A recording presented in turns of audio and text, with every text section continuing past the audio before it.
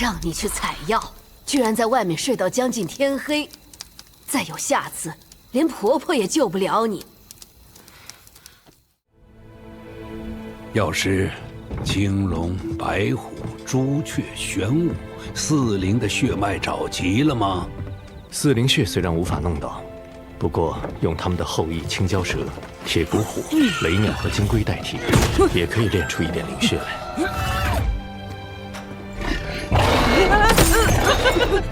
墨儿，没事吧？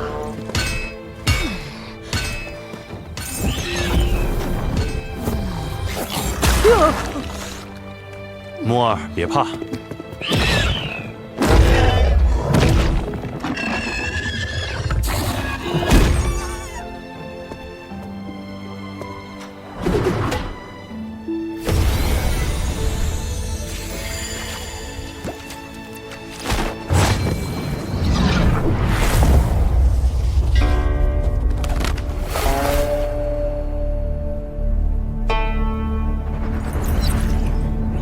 爷爷们，这是要干什么？他们在帮你觉醒。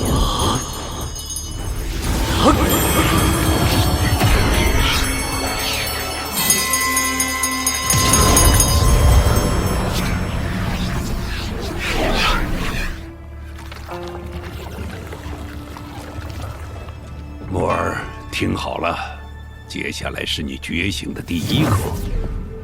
人体内有7大神藏：灵胎、五曜、六合、七星、天人、生死、神桥。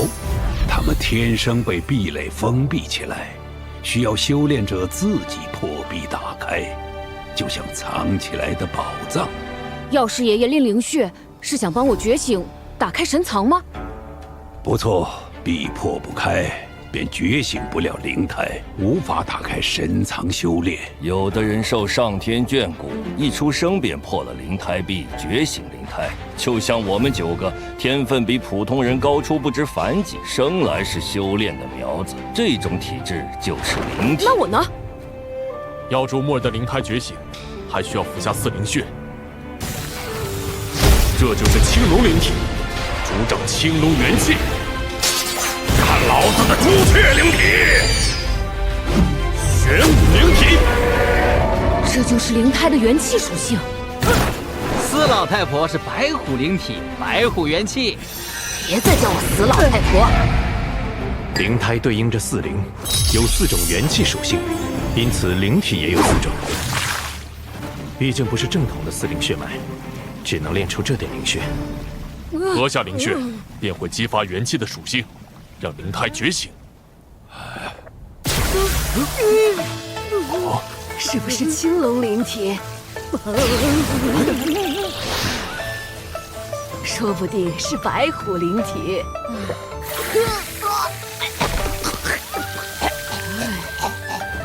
一定是朱雀灵体。是朱雀灵体吗？ 好热，好热，好热！不是，玄武灵体，一定是玄武灵体。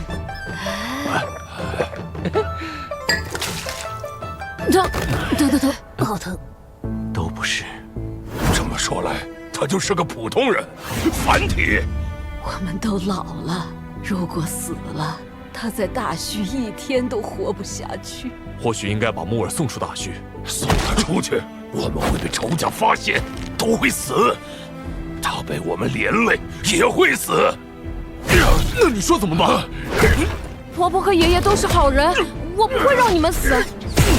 别打了，放开我！我要和他单挑。好，好什么？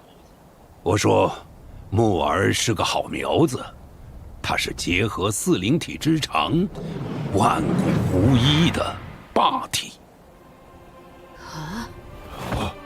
霸体，霸体，我也没听说过，但村长见多识广。普通灵血很难激发霸体的灵胎，必须集齐真正的四灵血。你们继续捕捉四灵的血脉后裔，练出灵血，喝得多了，自然能让霸体觉醒。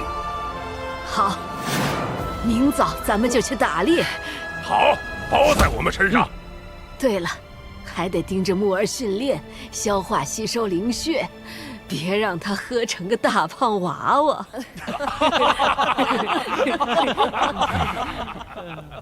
从来没有过霸体，我们都会老死，只剩下木儿，你瞒不了一辈子。所以我们要木儿相信，他就是独一无二的霸体。你会害死他的，他只是个普通人。我想看看，一个普通人在无以伦比的信念下，会不会超凡脱俗，做出我们这些灵体也做不出的事情。或许将来他真的能够走出一条凡体及霸体的道路。凡体会成霸体？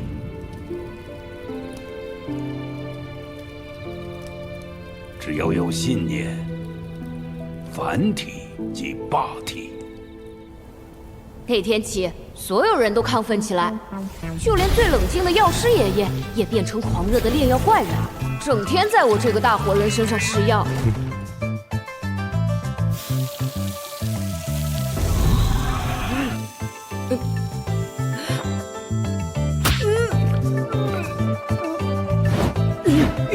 一定要喝这么多四灵血吗？霸体就需要这么多。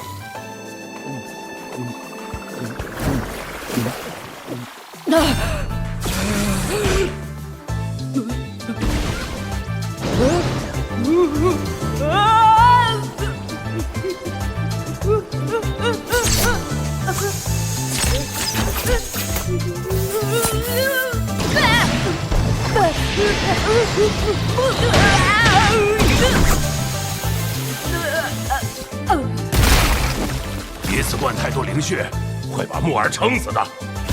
跟老子练刀去，消化消化。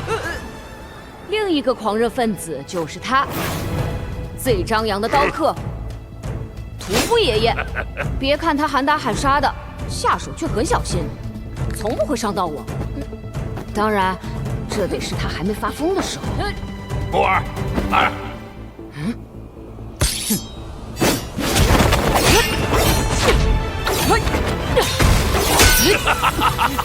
太慢了，你是霸体，你的杀猪刀还可以更快。夜战连城风雨就是要快。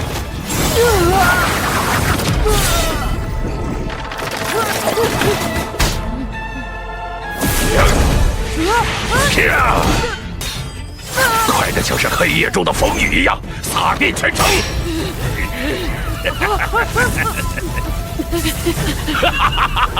刀越快，注入刀内的元气就会越强，刀气就会燃烧。给我再快，让你的刀燃烧，让你的气燃烧，让你的精神燃烧。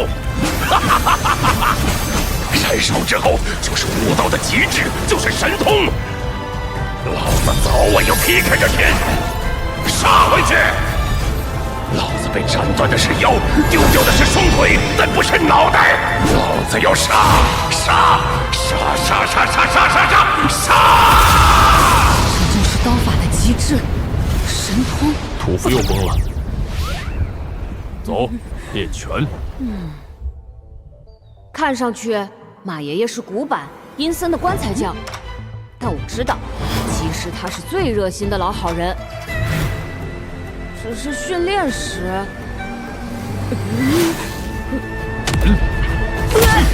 老好人也会毫不留情，重拳出击。屠夫的刀法，切出火焰才是神通，而我的拳法，打出雷音才是神通。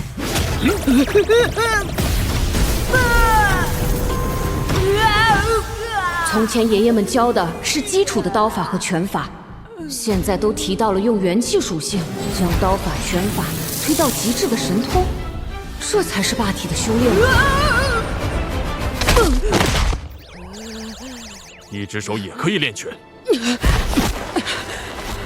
一只手也是1000只手，这就是雷音8式中的第8式——千手禅尊。来，攻击我！用拳突破声音的局限，突破空气的束缚，并可以掌控雷霆。一拳一掌都可以摧毁对方的魂魄和身躯，让他万劫不复。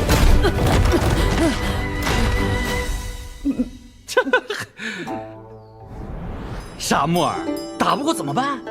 跑啊！嘿，生活不只有远方，还有苟且。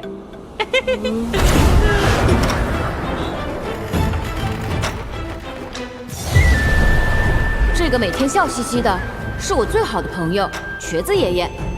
以前我以为他笑是因为开心，可见过他笑着杀人后，我也分不清他的笑是真还是假了。瘸爷爷，啊，你有神通吗？当然，我的神通就是腿。腿是风，是大地，是力量之根。你试试，只要跑得够快啊，一切都是平地。你可以在墙上飞奔，水上飞奔，甚至在天空飞奔。当声音追不上你的耳朵，就算初步修成后天神腿的神通啦。瘸爷爷的腿这么快，是谁砍断了他的腿？马爷爷的拳这么厉害，又是谁砍断了他的右臂？还有童爷爷的刀，谁能将他拦腰砍断？他们的仇家吗？我是霸体，我得变强。虽然我可能永远也不能像他们一样强大，但必须付出100倍的努力去保护他们。木儿，别逞强。你的元气快耗尽了，先来调息一下。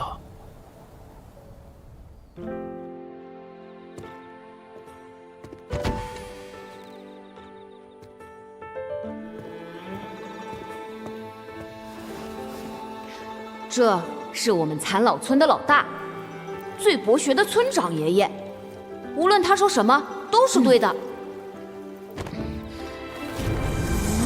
你从小练的这门导引功，就是专门训练霸体运转元气的功法，叫做霸体三丹功。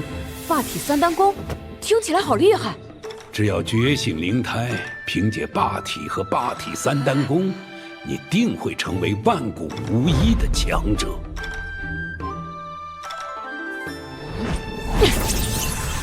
教我修炼的还有最爱折腾人的铁匠哑巴爷爷，最骄傲的画师聋子爷爷，最喜欢耍帅的相术师瞎子爷爷。爷爷们都这么拼了，作为霸体，我也不能落下。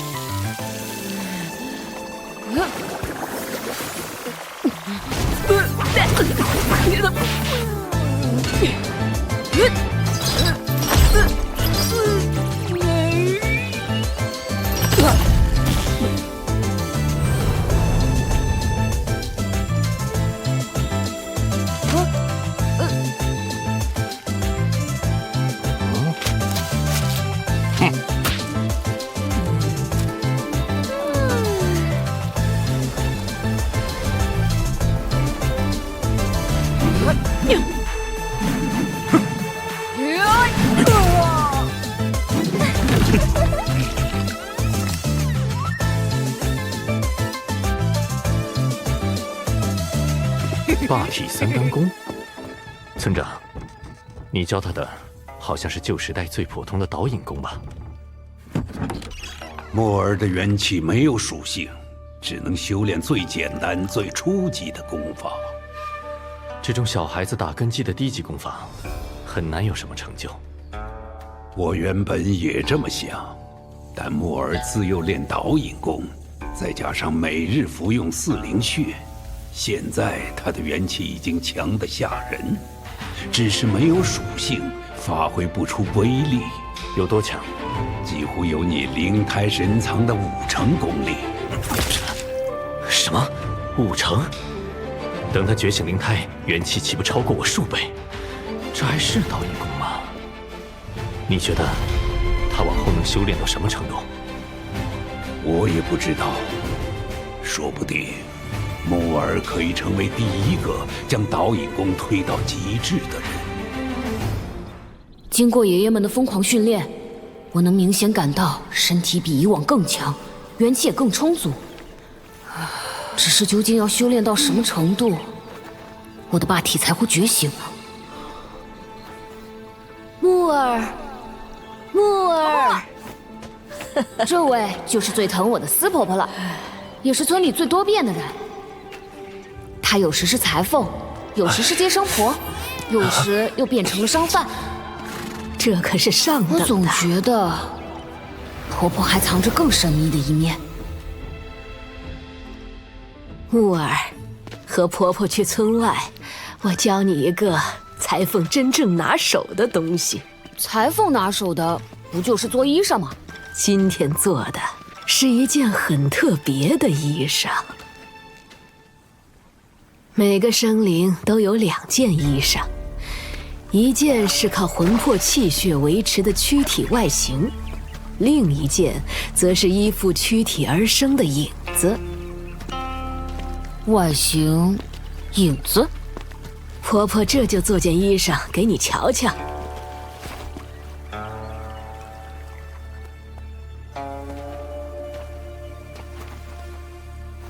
嘘。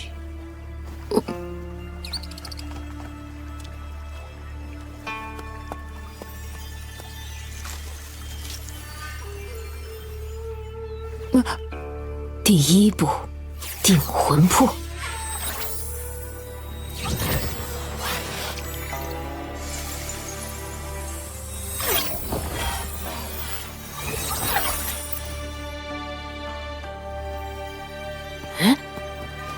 不动了。我刚才弹出的元气，就是定住了他的天魂。婆婆，为什么你只定住了小鹿的倒影，小鹿就不动了呢？真正厉害的法术，能通过影子影响本体。这2道元气定住的是地魂和生魂，3魂主掌精气神，而7魄主掌体内气血运转。定住3魂7魄，就能锁住这个生灵。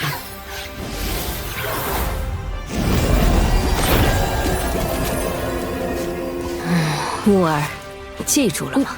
记下了，记下了。接下来就是做衣裳的关键，我们要将躯体的形与影分离。用它的影子做衣裳，需要用到一些针法。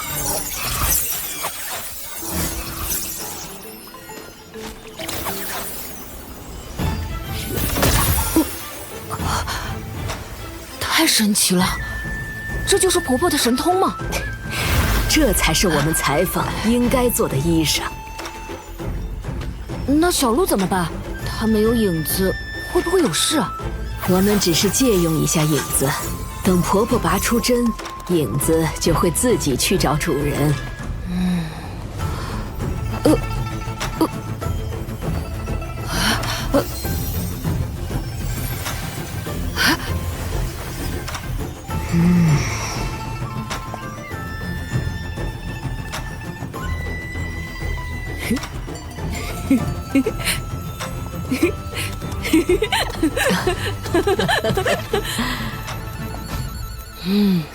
锁魂定身，造化天魔功，影法自在，魔影幻魔功。果果然是魔道法术。那些人是谁？隔这么远，怎么把声音传过来的？大虚蛮荒诡异，天魔教余孽在外面活不下去，竟然堵进了这里。什么天魔教？这些人说话真奇怪，穿的也奇怪。老身不过是江边的普通人，普通人可没有定魂魄的本事。这次，你还只是剥离录影之一，下次，你是不是就要剥人皮？剥人皮？造化天魔功就是锁魂剥皮的邪术。我派许多前辈被你们这些魔头变成牛羊，一辈子耕地吃草，甚至拉到集市上宰杀贩卖。你的手法，我漓江五老断不会认错。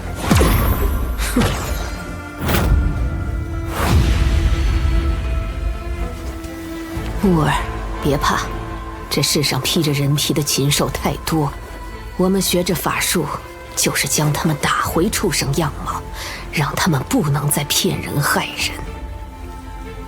人。原来是漓江派的5个老鬼。自从漓江派做了延康国的走狗，真是越发狗仗人势了。如今还敢跑到大虚来乱吠。延康国是奉神谕建立的国家，我们漓江派身为南疆第1剑派，辅佐延康乃是顺应神意的正道。神谕早已言明，大虚是神器之地，凡遇大虚中的神之器民，格杀勿论。你这魔头，不仅违背神谕，还将邪术传授器民，简直罪孽深重。不诛杀你，不知道还有多少生命葬送你手。他们要杀婆婆。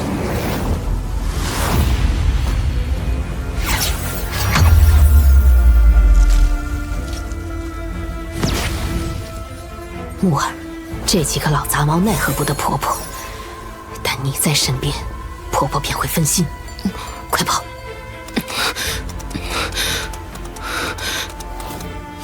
漓江五子，不得叫那魔崽子为祸苍生，将他斩了，提头来见。承儿遵命。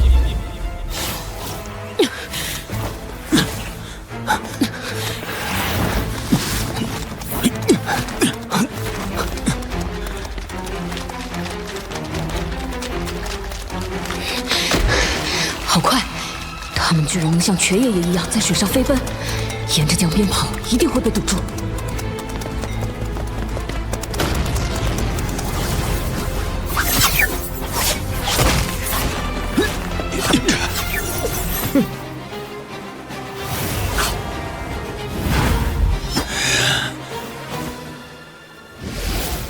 这魔头果然有些本事，居然那么久都拿不下他。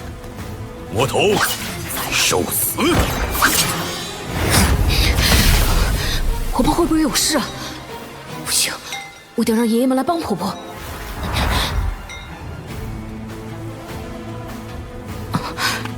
桃林这2个速度稍慢，只能从他们这边突围。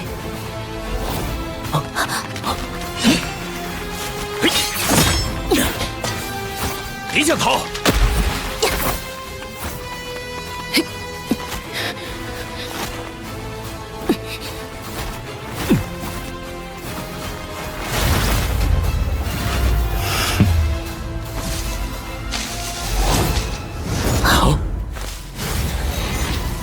那魔崽子混入了鹿群，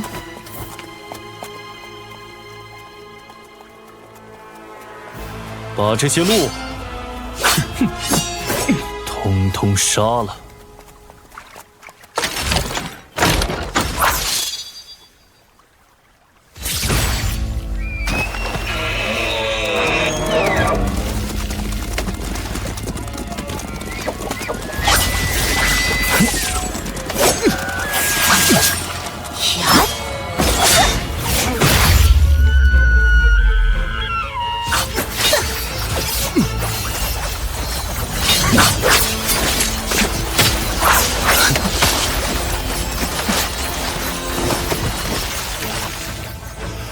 鹿也是一条生命，你们这样滥杀生灵，到底谁才是魔？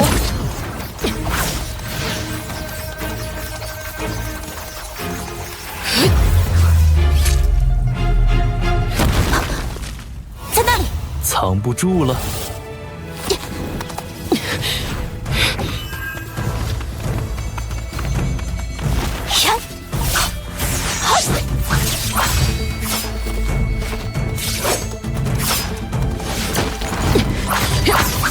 他居然能凭空操纵剑！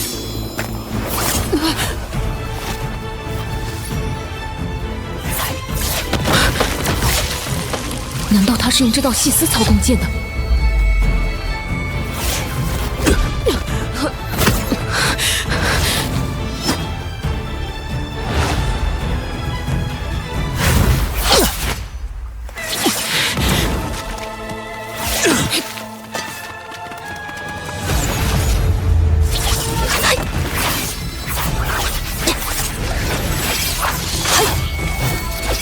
小路虽快，毕竟不如自己的身体灵活。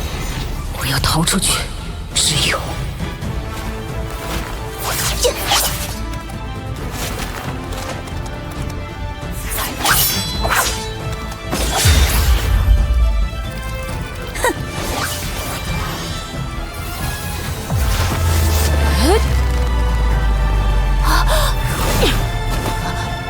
什么？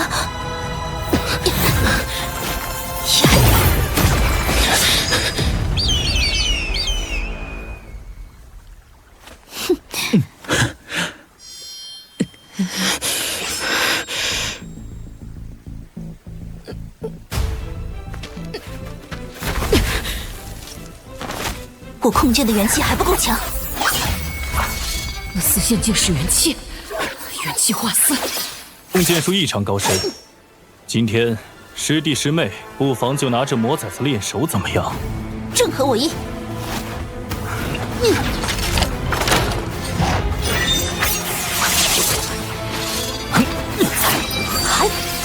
他竟能同时操控那么多把剑，好厉害！不能让他们跟去伤害村里人，我要带他们去那个可怕的地方。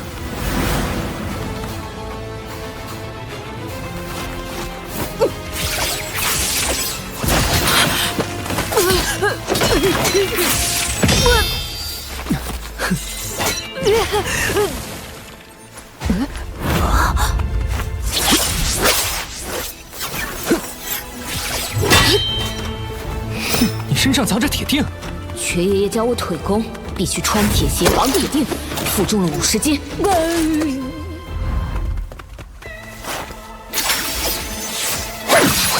让你们见识一下我雅爷爷的锻造手艺。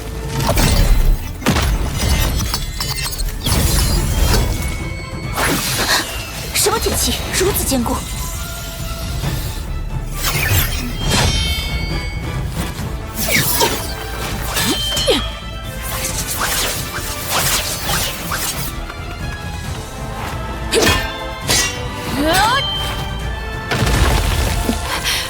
身体突然轻了好多。你，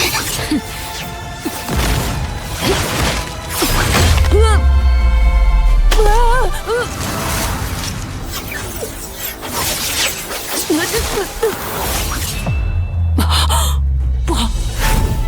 不要去想你踩的地方是否能承载你的重量，只要你跑得够快，水就是平地，草就是平地，空气就是平地，到处都是一片坦途。偷天神腿，踏过须弥山。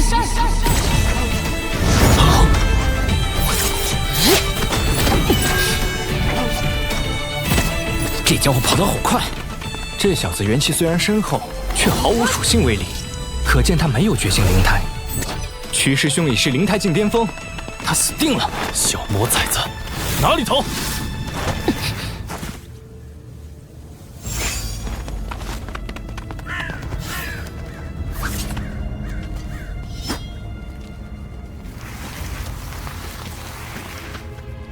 这里甚是诡异，定有强大魔物。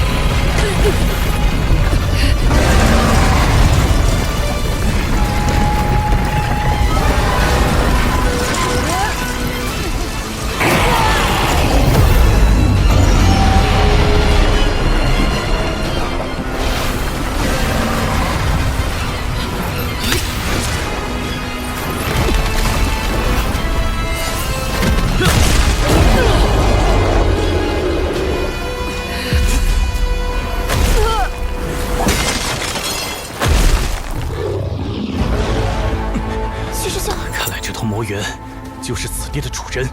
受不了！狂死！口吐人言，说明已开灵智，元气浑厚强劲，远胜于我，至少堪比武庙境界。我们不是对手，难道就这么放过小魔崽子？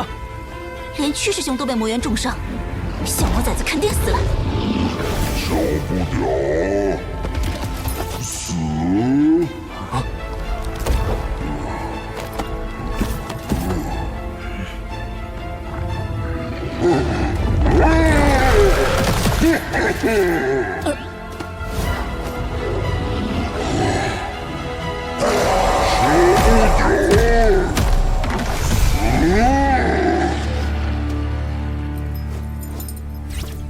他分明是在装死。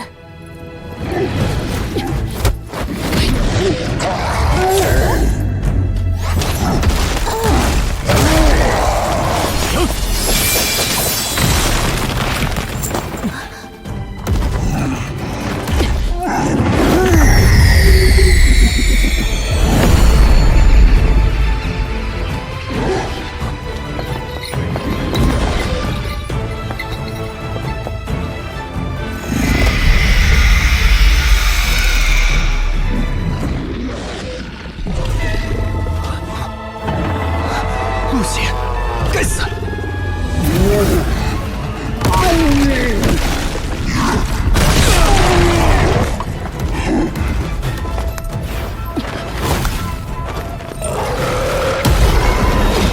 快走！怎么偏偏杀了这山口里的鹿？小魔崽子一定是故意的。他对小鹿们的感情，就像爷爷和婆婆他们对我一样。不知道婆婆怎么样了？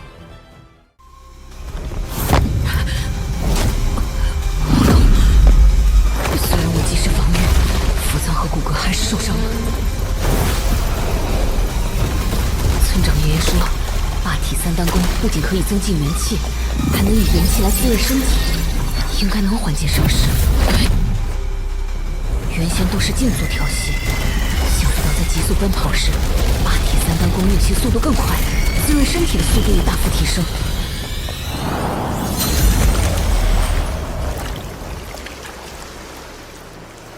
这是我的元气。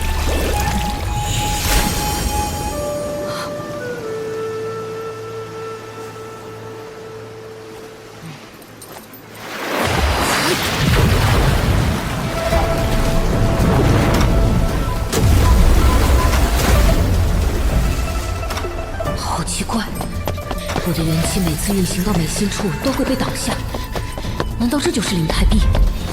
人体内有7大深藏，它们天生被壁垒封闭起来，需要修炼者自己破壁打开，就像藏起来的宝藏。我一定要继续努力修炼，争取早日破壁成功，给爷爷和婆婆他们一个惊喜。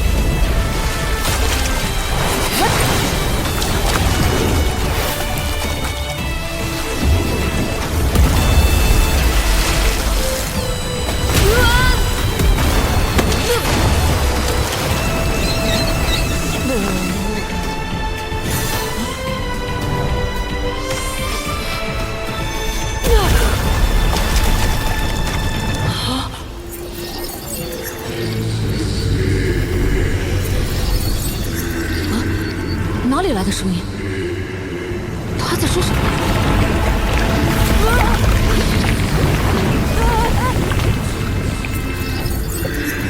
怎么他一出现，我体内的元气就消失了？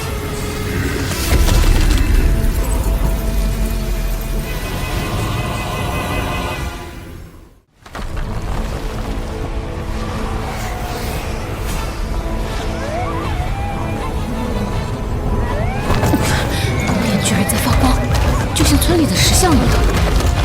那里一定可以躲避黑暗。跟紧魔崽子，我们被他甩开。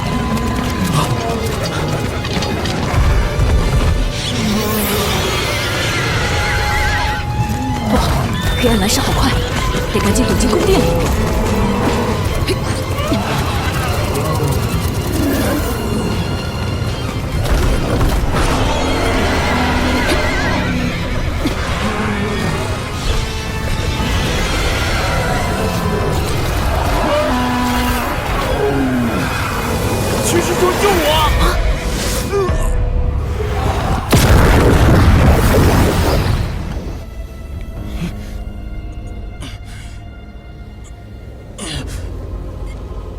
曲师兄。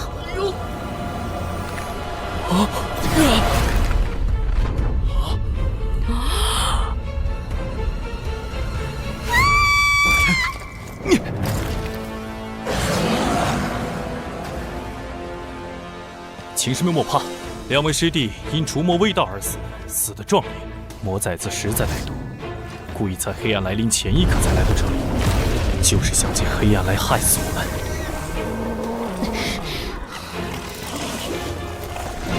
明明是你们平白无故追杀我，结果追到天黑，自己把自己害死，与我何干？曲师兄，杀了他为师兄们报仇！别动！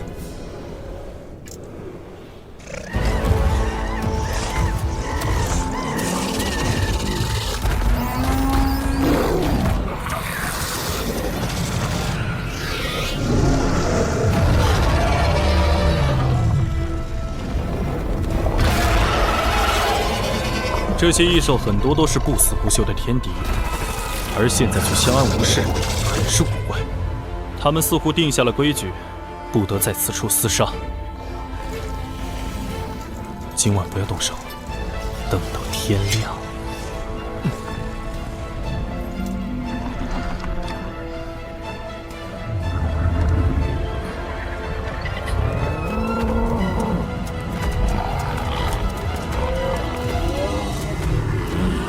大虚祖训第2条，在躲避黑暗的地方，所有生灵都必须和平相处。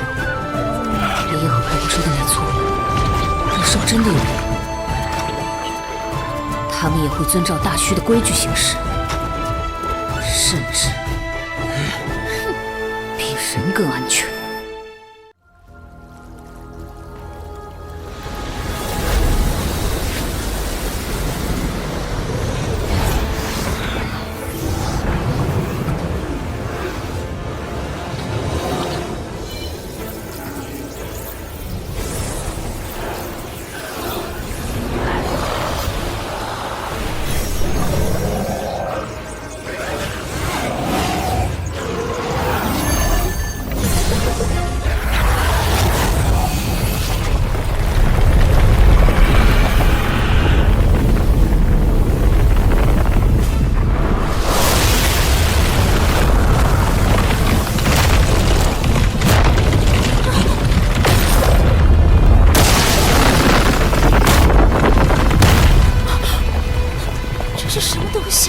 快跑！不是来惩罚大虚了，这是真正从异域来的魔族神奇。我崽子受死！糟糕，魔神追上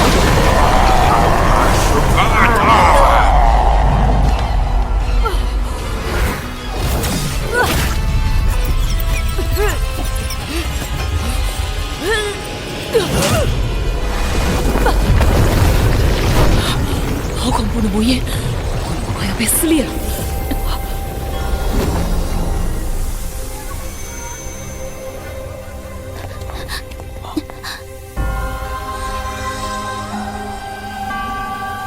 归来機，彎故聽。歸來機，應安精書。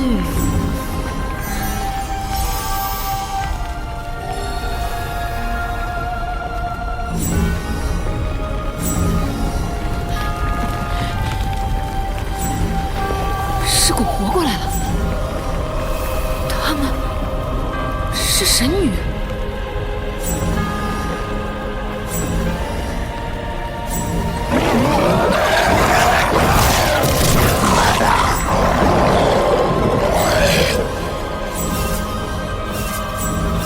师傅们不是说神抛弃了大虚吗？为什么神女还能在遗迹县里帮七名敌唐魔族？别胡思乱想，神国早在旧时代就已经覆灭，显灵的不过是神骨上的残魂。恐怕这遗迹里发生过极惨烈的战争，才会让残魂的战意不至今，与我厮杀。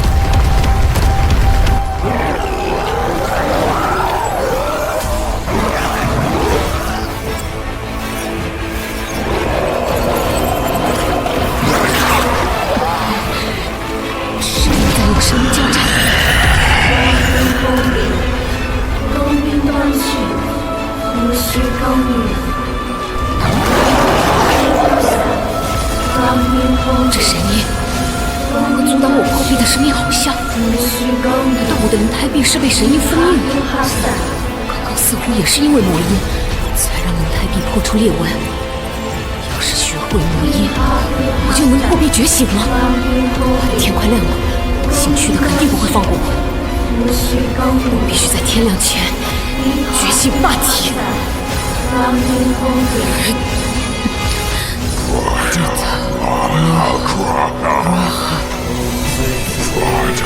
等等，最要我的是神的身体，这岂不是说我是被神封印的魔了？难不成我还真是魔崽子？不，村长爷爷都说了，我是霸体，怎么会是魔？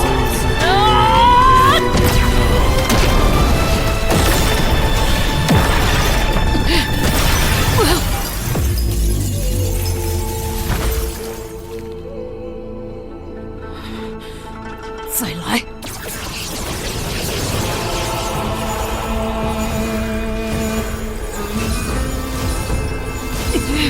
魔崽子经受神音和魔音的双重冲击，这下定要魂飞魄散。不对劲，他的元气波动很剧烈，还在不断增强。他在利用神魔之音修炼，可他连灵胎都觉醒不了，只是个普通人，这种低等体质怎能承受神音魔音？此子实在古怪，不除掉他，往后必成大祸。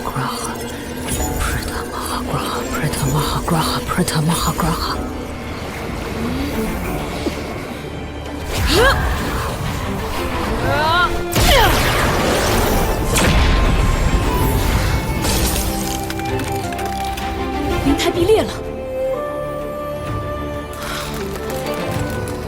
好精纯的元气，这就是灵胎神藏的力量吗？天虽赐给为人呐，天虽赐给为人呐。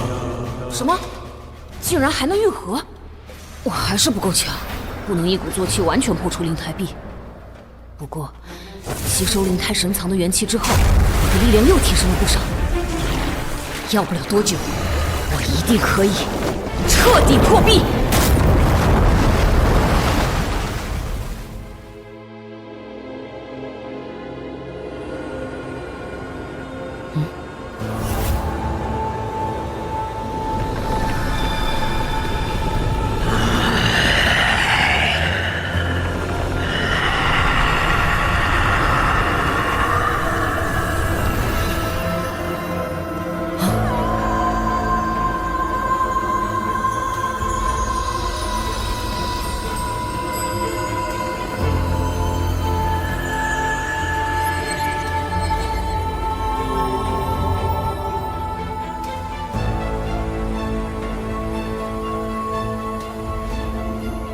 神女姐姐，我不知道你们为何而死，为何复生又消失，但是谢谢你们，在夜晚守护着大虚。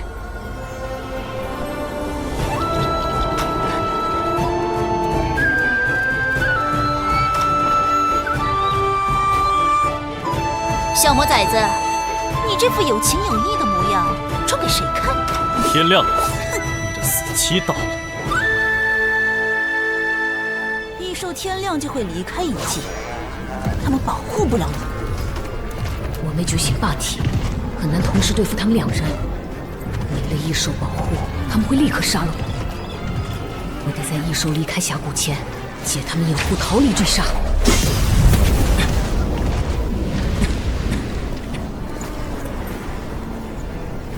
那魔崽子呢？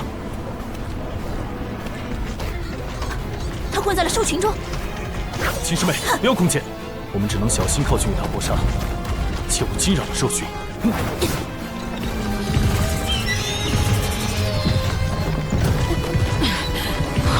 他们追来了！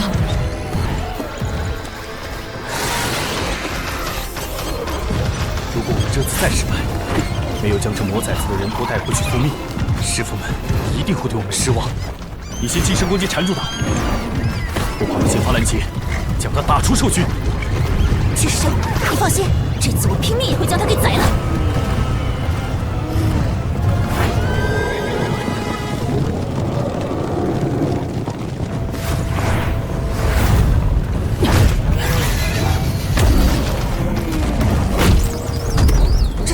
境的实力吗？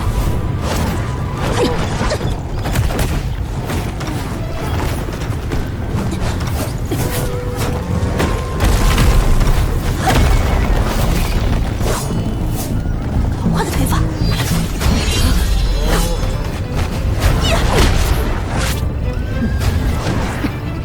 爵爷爷说过，他的后天神腿从不惧任何推法。我的腿被他踢中，立刻就被陷了力气。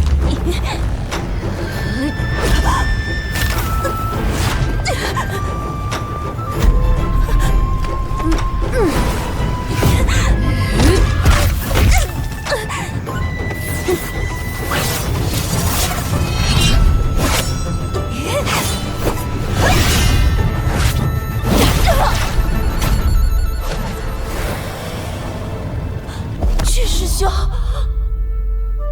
救我！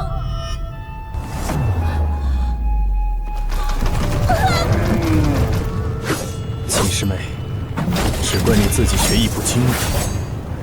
这魔崽子推法了得，绝不能让他从我手里溜走。小魔崽子，受死！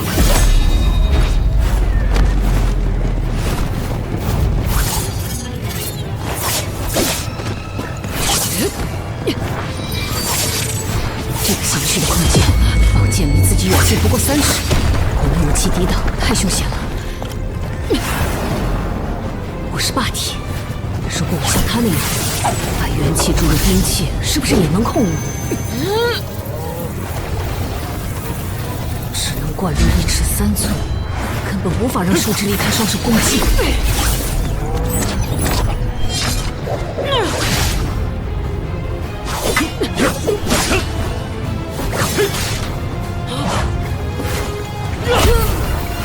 结束了。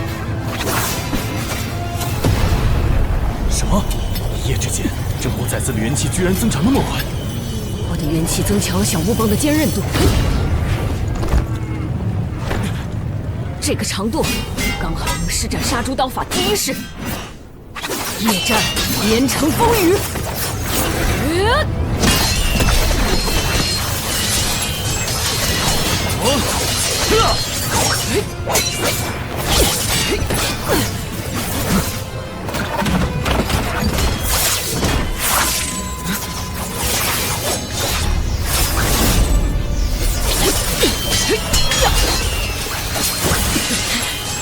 他的速度越来越快了，根本看不清。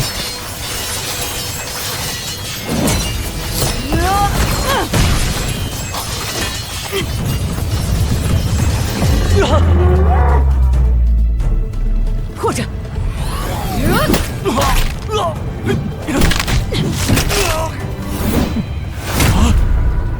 他打算用这根小木棒，我会敲死我！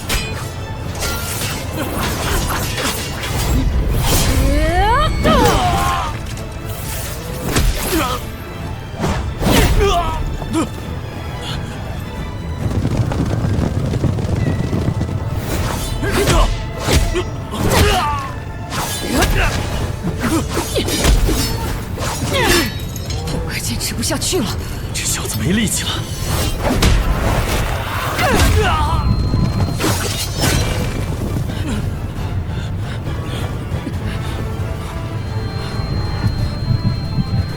这是我最后的一击。木耳，不能给你的敌人留下任何机会，否则死的就是你。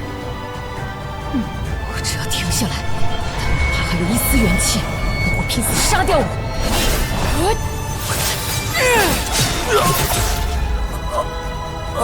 不应该会这样。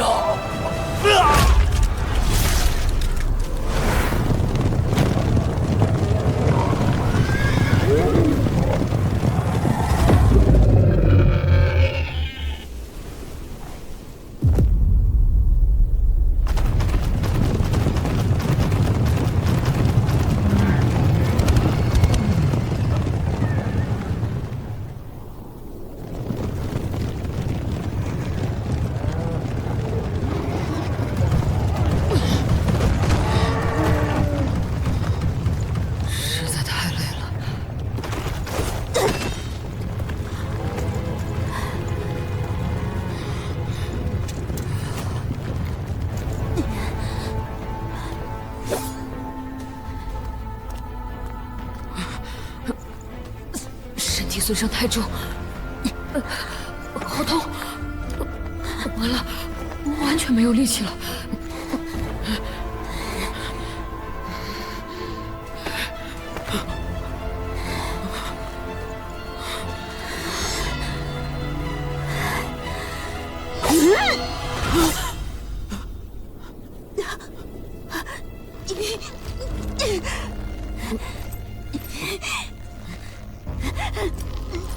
好可爱的小姑娘，婆婆见了真是喜欢的紧。婆婆、爷爷，你们都来了。我们含辛茹苦把你养大，你第一次离家和陌生人在外过夜，我们当然不放心。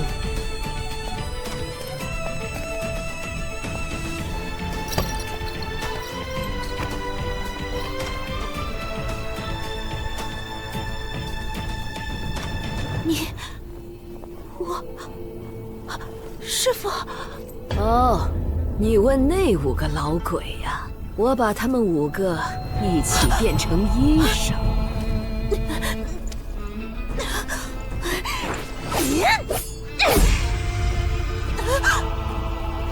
聒噪！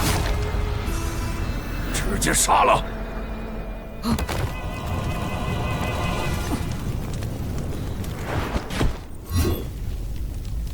胡爷爷，你们来多久了？你们在兽背上大打出手时，我们便到了。看来你的训练还是少了，用了5476刀才将人砍倒。哼！你们早到了，却还让我自己打生打死，险些丢了性命。你可是超越灵体的霸体，居然被打成这副惨状。夏爷爷，我在这里。墨儿，杀猪刀法属于战技流派，与那少年的控剑流派还有些渊源。战技需要双手掌控兵器，让元气最大程度涌入兵器，增强攻击威力，但招式单一。控剑术也曾是战技的一种，后来自成流派。它的特点是用元气丝隔空控剑。双手可同时攻击，招式灵活多变，但缺少力度。这2个流派都需要利用元气的属性力量。我发挥不出杀猪刀法的威力，也是因为没有觉醒霸体，元气没有属性吗？木儿，不要气馁，你还未觉醒，就能打死灵胎境巅峰的修炼者。等到觉醒霸体，就算是号称神下第1人的严康国师，恐怕也没你厉害。那我要早点觉醒霸体。药师爷爷，昨日的灵血我还没有喝，给你备着呢。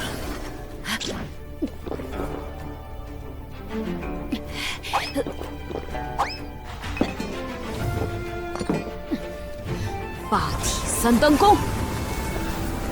木儿，你……村长爷爷，我发现了一个用霸体3单弓的好办法，那就是跑着修炼。跑得越快，元气恢复的也就越快。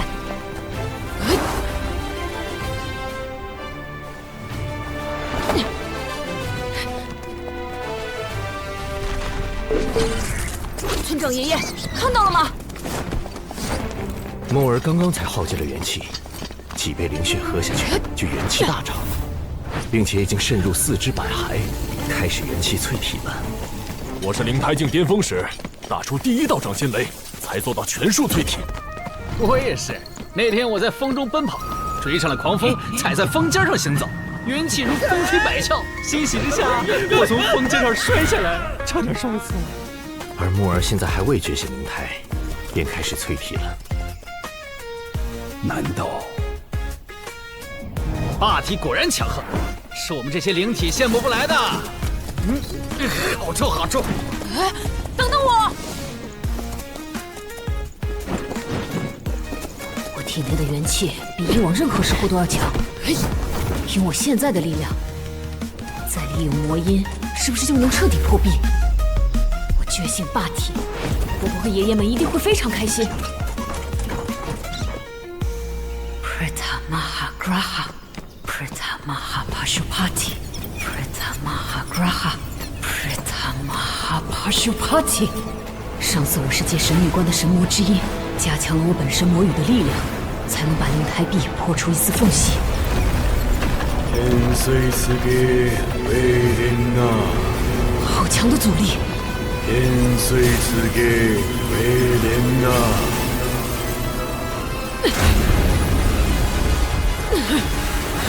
现在光凭我自己的魔音还不够，我的元气比原来更强。要是能让元气不被冲散，一鼓作气冲击灵台壁就好了。啊，对了，运转霸体三段功能聚集元气，那我就用它将散开的元气重新凝聚起来。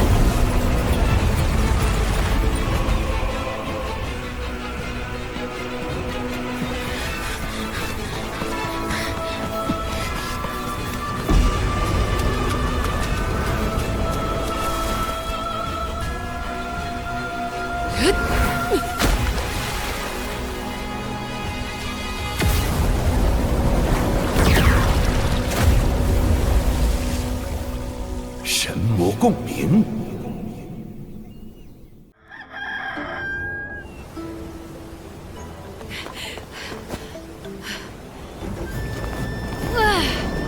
我终于可以一个人出门历练了，太好了！不知道大虚的遗迹里还有什么秘密？会不会对我冲击灵台壁有帮助呢？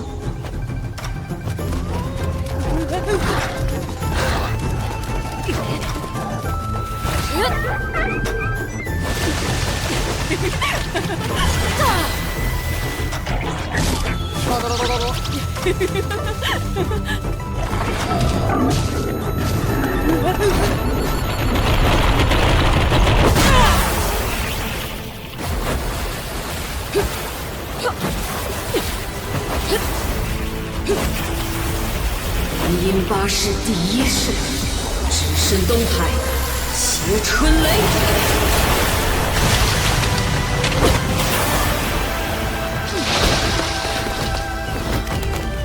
还是没能做到掌心雷。那爷爷说一拳一掌，迸发雷霆爆音，雷音要威力惊人，摄人心魂，才算达到了雷音八式的最低层次。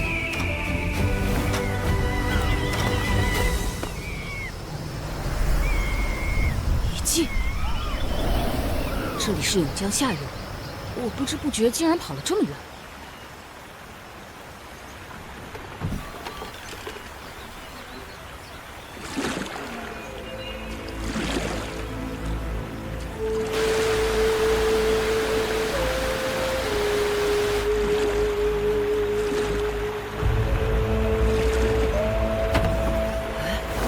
原来不是遗迹，是座庙宇。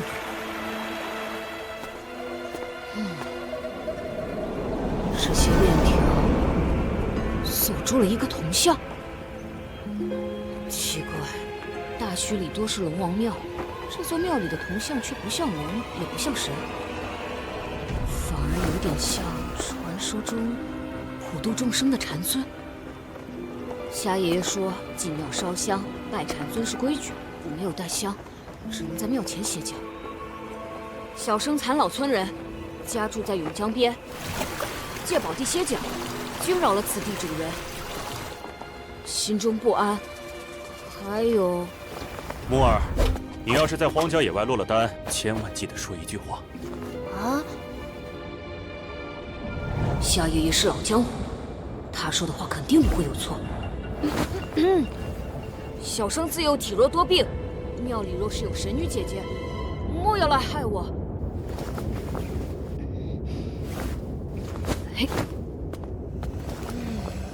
你说话真是有趣。这位是神女姐姐吗？哪有什么神女姐姐？我叫仙青儿，就住在附近。你叫什么名字？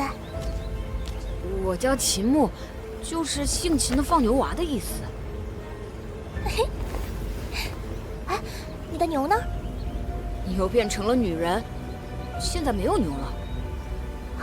怎么变的？你会变吗？你还有什么好玩的事情啊？快进来跟我说说。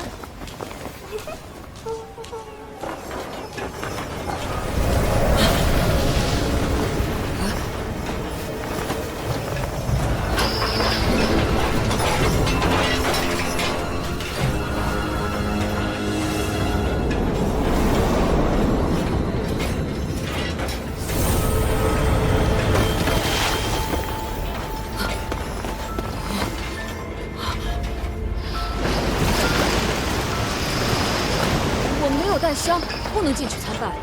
你想知道好玩的事情，出来便是。进来嘛，你不是想找个地方歇脚吗？进来休息一下嘛。进来嘛。我自幼体弱。你进来呀。不。给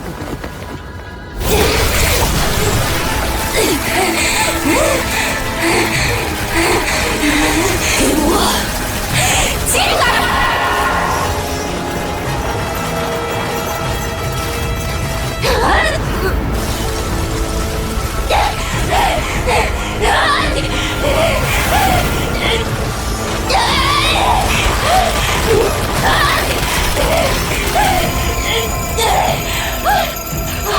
原来这些缠在铜匠身上的铁链，一端沉入柳浆，另一端就锁在这个怪物的身上。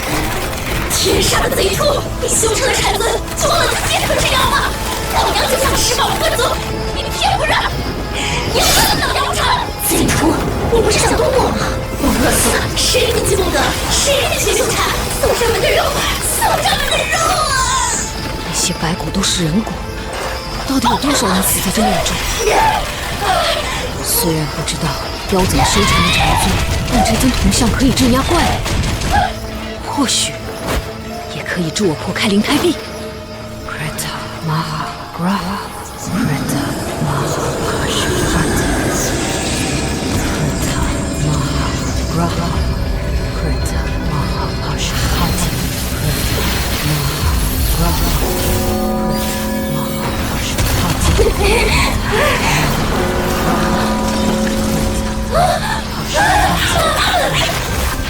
邪魔外道，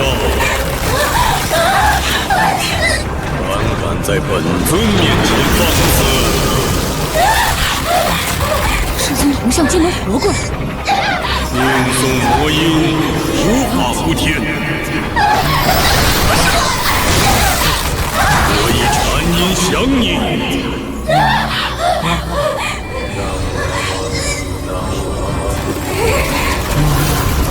贼畜！你要再见了！修禅就是要我受苦受痛的！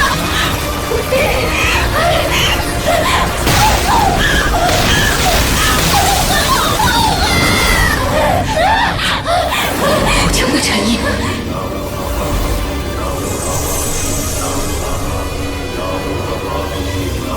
魔音有效果。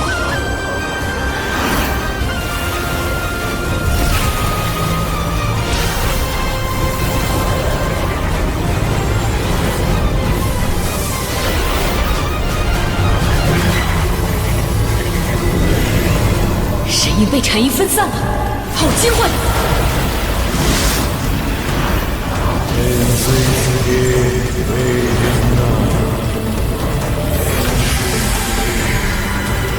！Krita Maha Graha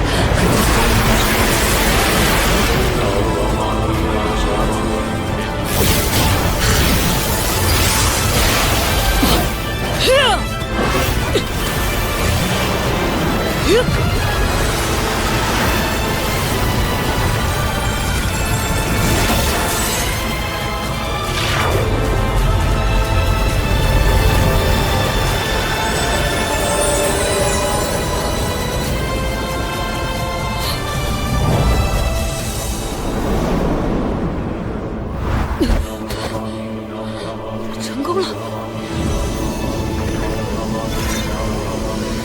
元气充盈全身，成功了！我真的破壁成功了，太好了！邪邪魔消散，本尊又有功德一件。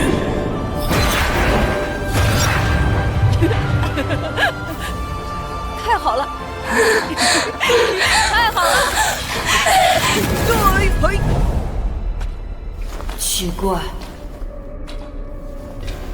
听爷爷们说，应该有4灵模样的灵胎才对，怎么什么东西都没有？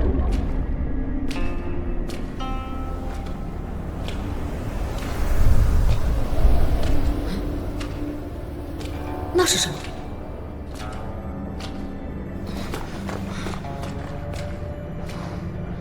一个小孩的石像。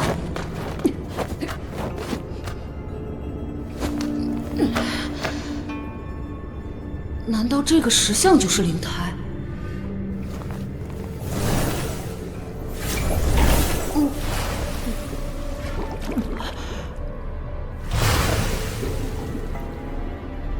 怎么越看越觉得熟悉？这不是我小时候的模样吗？谁雕了个我的像，藏在我的灵胎神藏里？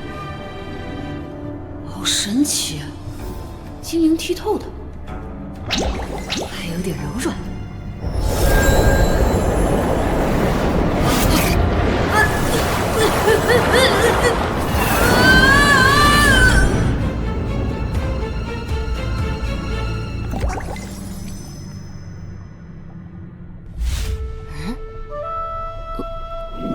怎么回事？哎，发生了什么？啊！我的意识进到了石像里，石像果然是灵胎，我的霸体觉醒了。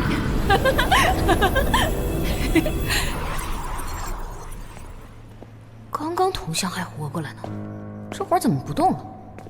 再用魔音引出他试试。正好一并治了你！孽障，还敢放肆！之前果然是你在说魔语，最多你是真相，都说了不是我。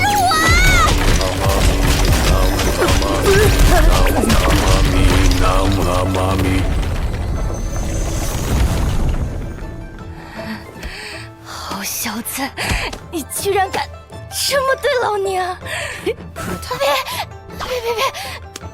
别念了，别念了，饶命，饶命！哼！魔音一停，又没动静了。说是镇压妖怪，又放任妖怪把人骗进来吃，到底打的什么主意？贤青儿，你这庙里都有什么宝物？哪有宝物？宝物都被贼偷弄走了。嘿嘿，不过他倒是落下了挺多经书。经书？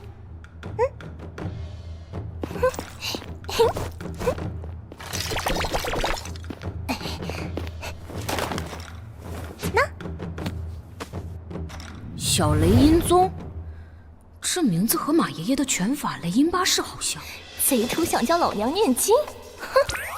老娘找了个带毒。没别的了？啊，没了，就这些了。Pratama。哎呀，我确实搜刮了点好东西。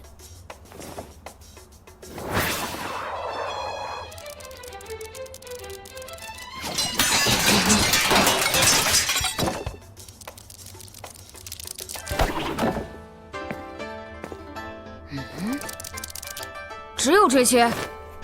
你别小看了他们。喏，这柄燕翅刀就是六合神藏中才能运生的宝物，威力惊人，叫做灵冰。你这是什么刀？六合境高手用自身元气运养的灵冰，居然一碰到它就断。我们村雅爷爷练的，叫杀猪刀。这么好的炼制手法，造把杀猪刀，真是暴殄天物啊！不许侮辱雅爷爷！那包袱里藏的什么？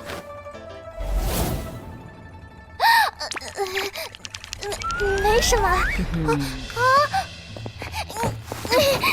都有那么好的兵器了，肯定瞧不上我这小玩意儿吧？婆婆说了，凭本事到手的东西，一定要通通带走。谁教出来的放牛娃？老娘实录还敢打劫老娘？无法无天，真是无法无天！老娘与你们不共戴天！总有一天我要报仇雪恨，誓不罢休！你有没有在听啊？你就跟那贼兔一样，臭不要脸，欺负我一个弱女子，你气杀我也，气杀我也！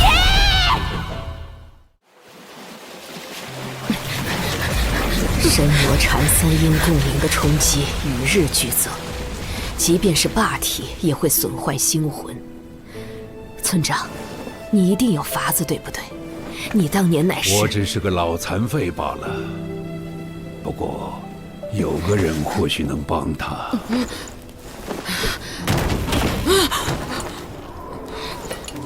从神女关回来后，你每晚都在做噩梦，梦到了什么？神和魔在打仗，到处都是死亡。我知道梦是假的，但你对神魔的畏惧却是真的，这才被压垮心境。木儿，你甘心输给自己的恐惧吗？我是霸体，我不认输。好，夏爷爷教你一门不需要元气属性的统法——直面神魔。木儿，你觉得石像为什么能抵御黑暗？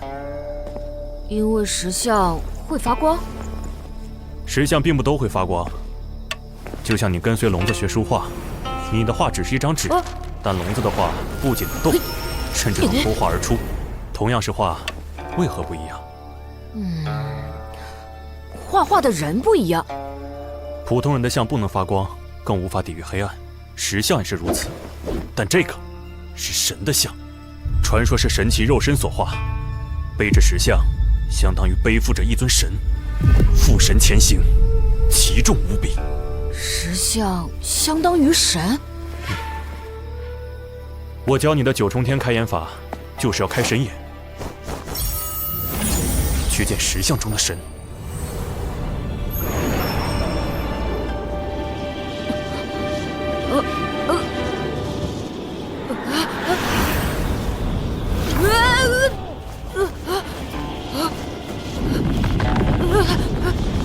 这两个是我的眼睛吗？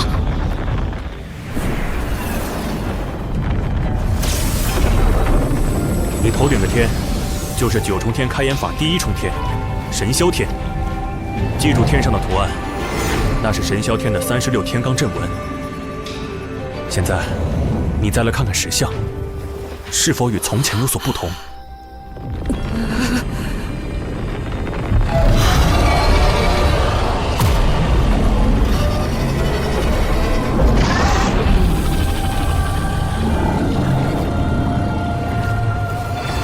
继续看，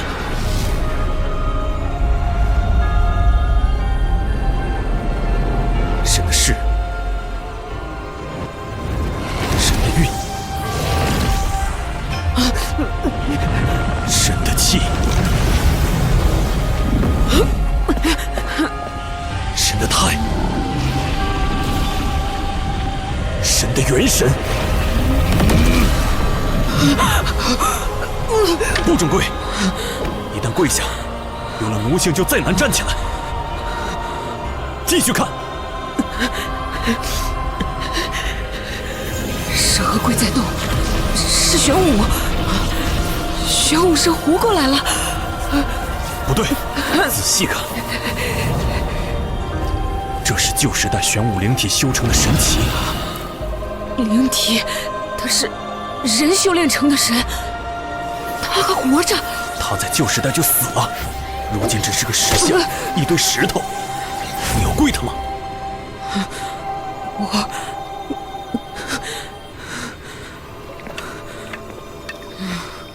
你小时候还爬到石像上吃喝拉撒。为何长大了反而要跪？修炼之道重在修心。你的道心若是败给破石头，武力再强也干不成大事。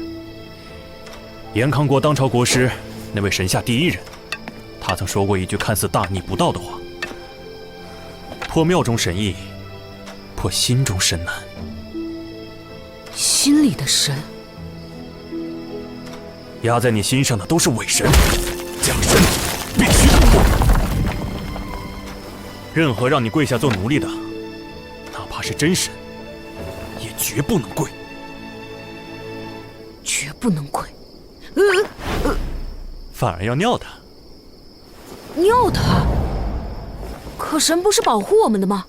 错，神的石像只是死物，真正保护我们的是人。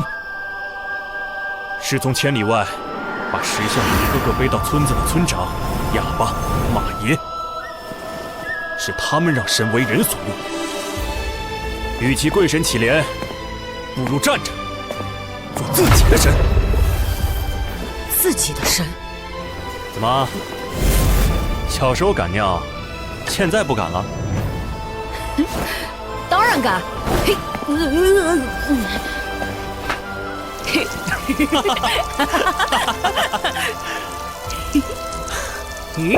这世上谁也不比谁高贵。去他的神！去他的神！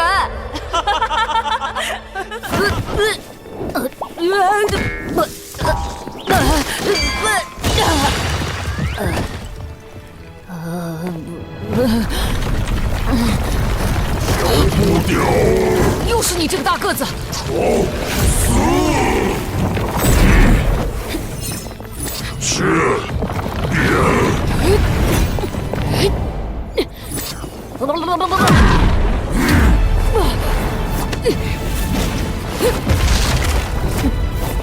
雷音八式第3式，九龙御风雷。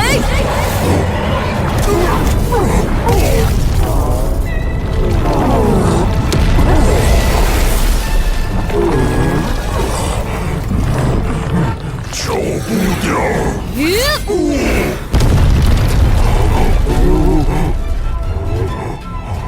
你没有武器，那我也不用武器，咱们用拳头打。打拳！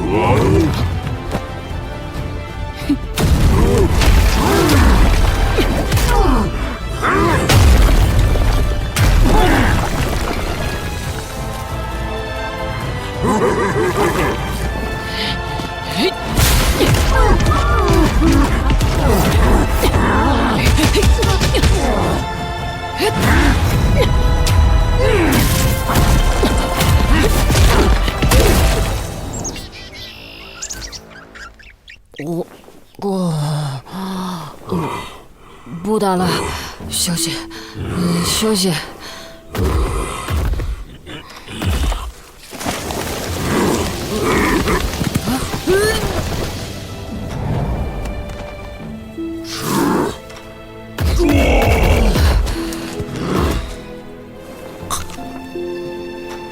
练，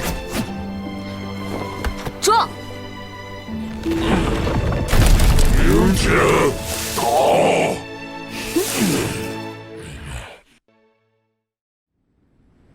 神霄天眼，看，这道圆环就是神霄天天罡阵纹变成的吗？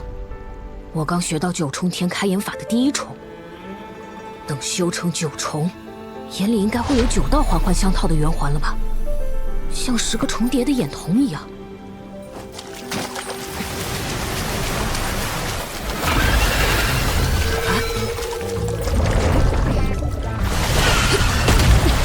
夏爷爷的眼法好厉害，第1重就能看到万物体内元气的走势，嘿，太好了！大个子，我学了个新招式，咱们来打架吧！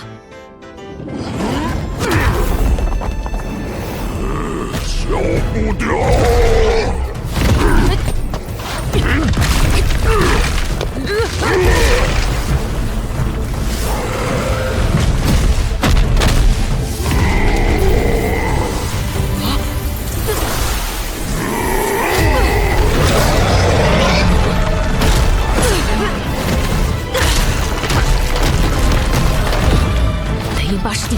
九龙御风雷，我只是展过一次，就被他学会了。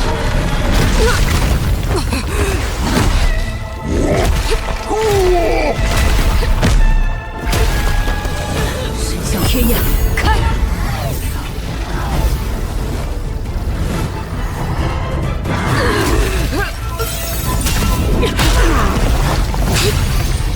你学会了招式外在的力量，但没有学会内在元气的运转，破绽太多。雷音八式第二式，弹指惊雷琵琶手。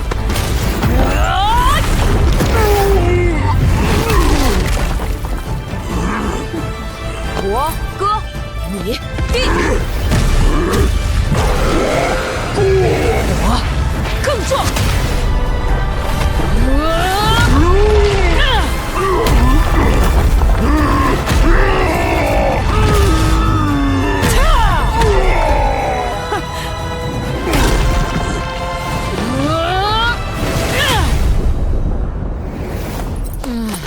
神霄天眼对元气的消耗太大，已经没有力气了。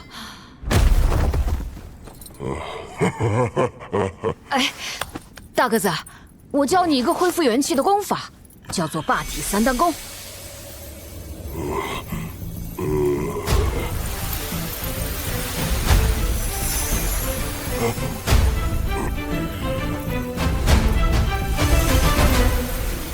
这么快就学会了，真是个武学天才。你把元气运转的方法运用到全法里，就能发挥出雷音八式的真正威力了。我把完整的雷音八式打给你看。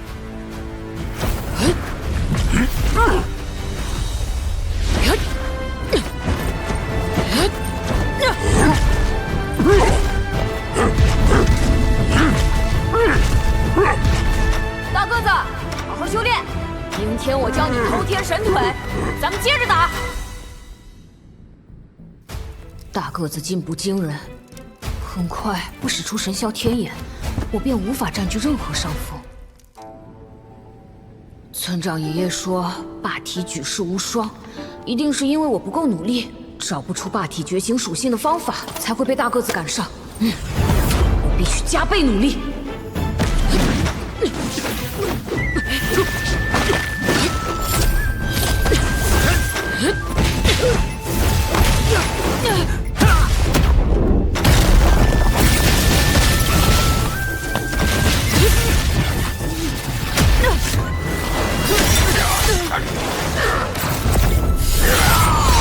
没想到，最终帮我觉醒属性的，竟然是雅爷爷。那天，雅爷爷正教我用神霄天眼观火观水。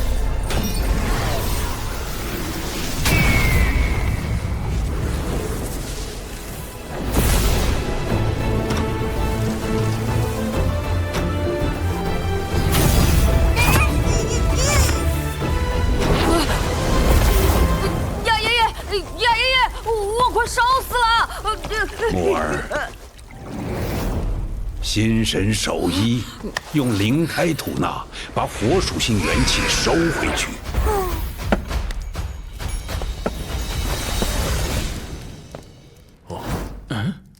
木儿，你在观水，想向瞎子教你的枪法。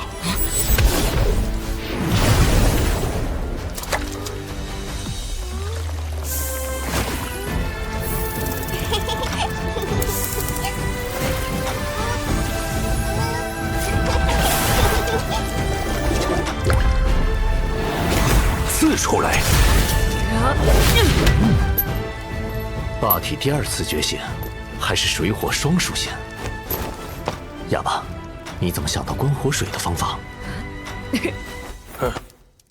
偷天神腿，踏破须弥山。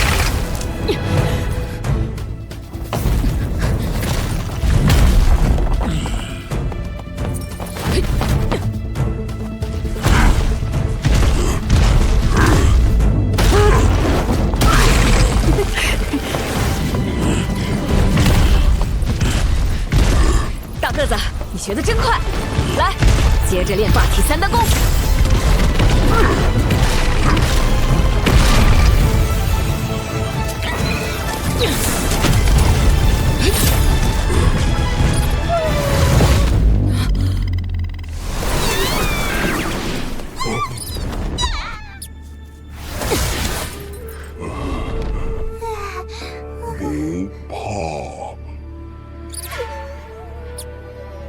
大个子是这个领地的统治者，也是这些族群的保护者。他对入侵者很凶，对自己人却很好。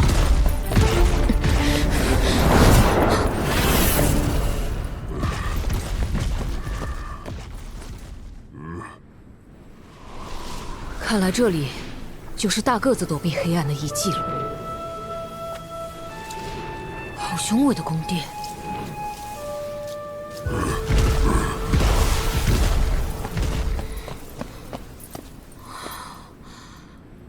这也太气派了！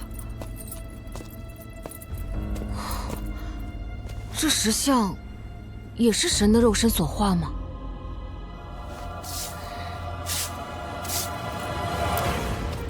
神霄天眼，看！神韵气派非凡，这位神是什么灵体？跟爷爷们说的4大灵体都不一样。我从没见过，难道旧时代不只有4种灵体？小不点来了。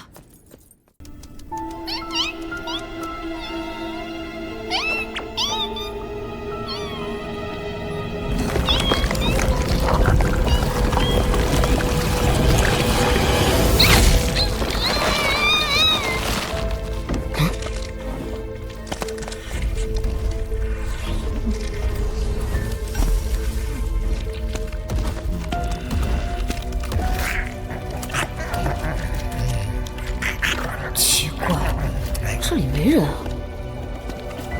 怎么会有咀嚼的声音？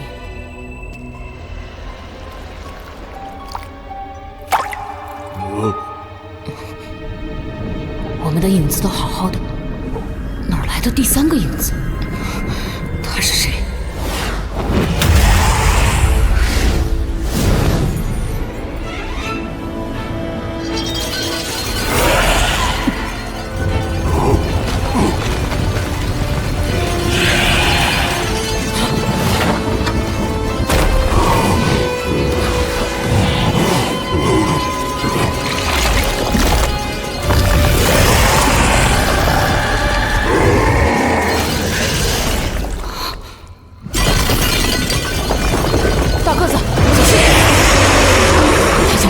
吃了！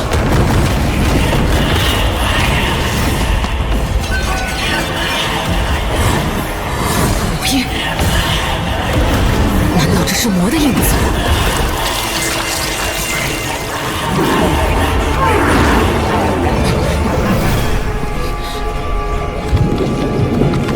算了，管他是什么，现在逃出去才是关键。他妈哈瓦呀！大个子！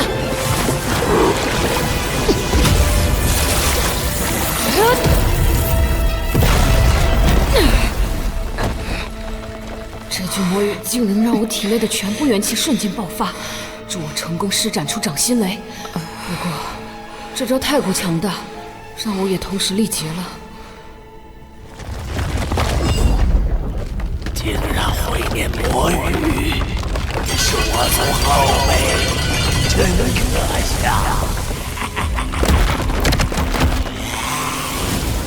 魔神威力印乃是我族核心法门大自在印中的第一印，藏无上力量。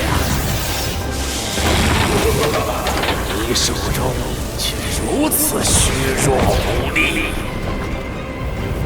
原来这招叫做魔神尾力印，晚辈愚钝，只学了些皮毛，没能发挥出它真正的威力。一知半解，当然无法发挥出法门玄妙。大自在印共有4印，让这猴子退开。我将余下1把传授给你。是，滚！这位前辈与我同族，不会害我。别担心，你先出去等我吧。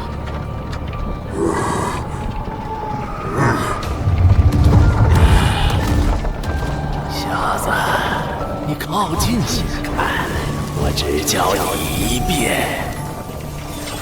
伊斯巴克，这是第二天魔自在。伊斯瓦赫拉，伊斯瓦赫拉，伊斯瓦赫拉。是天魔自在印竟有夺魂摄魄之效，阴性合力，令人防不胜防。小子，你看见殿中的长钉了吗？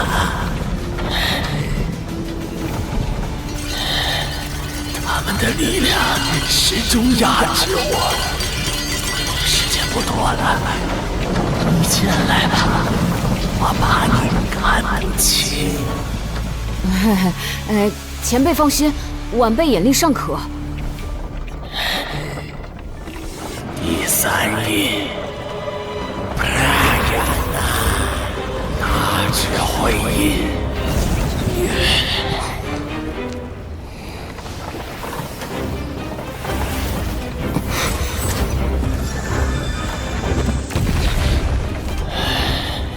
现在只剩下第四印，大自在天魔印。这是千三印合一的最强印法。不过这一印更加复杂，我坚持不下去了。只要拔下这些长钉，才能让我喘一口气。你进来帮我，我便可以将完整的印法传授给你。前辈，我还是不学了，我笨得很，连第三印都没学会。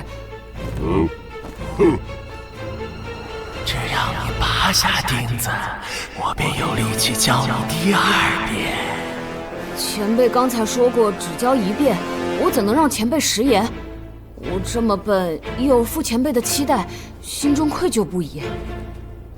不，你很聪明，你只看了一遍就学会了魔神伟力印和天魔自在印，连大智慧印也记得七八成。我欣赏你的资质，可以破例多教你一遍。还是说，你在骗我功法？我好心好意教你，你却骗我！前辈何出此言？分明是你想骗我进去为你解封。那些长钉就像是婆婆的针线，把你的影子连同三魂七魄都封印在这个遗迹里了。你早就知道。前辈怎会不知你我并非同族？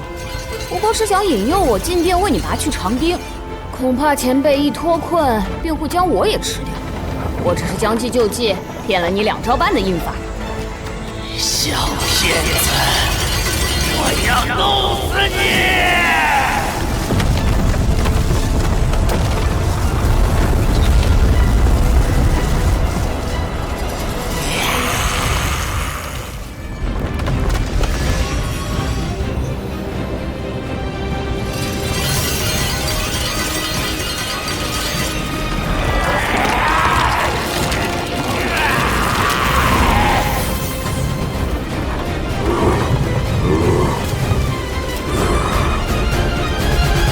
还想骗我？我可是被瘸爷爷从小骗到大的，连婆婆给我买的糖葫芦都被骗去了无数次。你以为我们不是同族？想得太简单了，年轻的小魔头，你与我是一样的。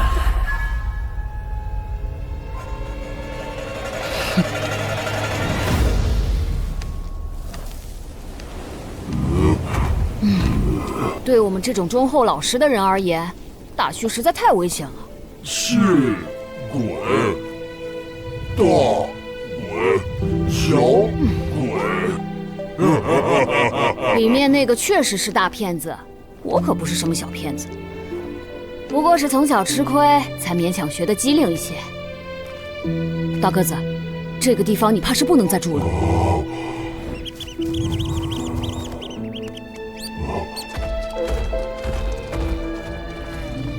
好吧，这么多残老村确实住不下。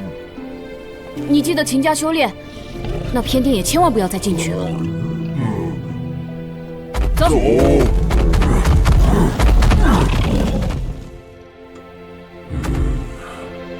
这是你留下的掌印，也是你作为领主的标志。你带我来这里做什么？大个子，你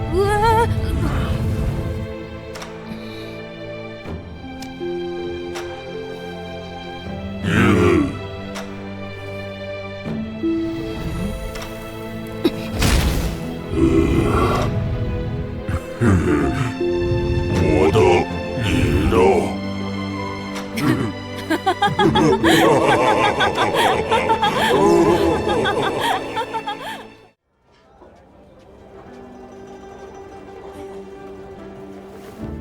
哇，要在这里打擂台！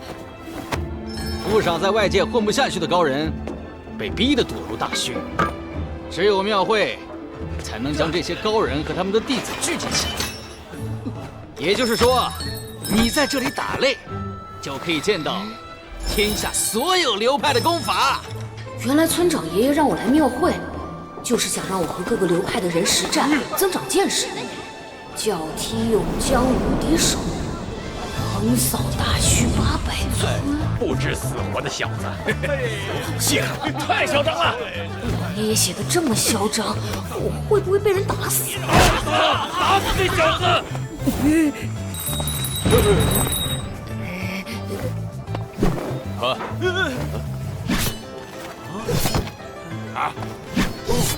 不是要打擂吗？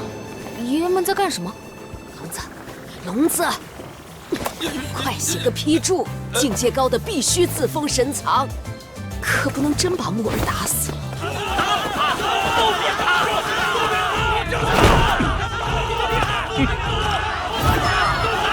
就是他，往死里打！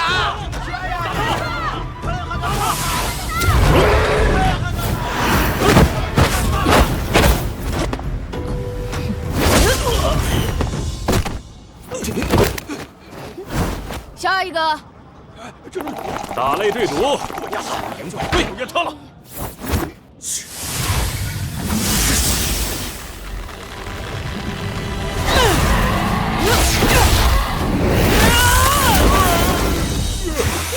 跌打损伤，药到伤愈。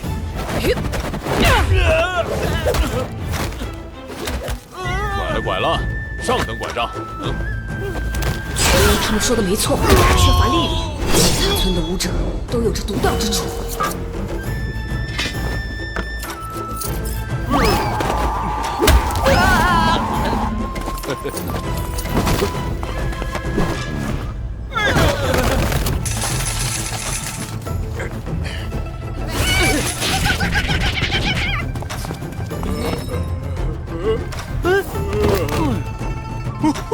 运道太好，又赢了。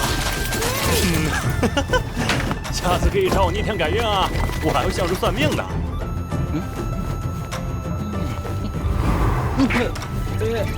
原来爷爷们的打擂手艺是这么做的呀！下一场我来对赌。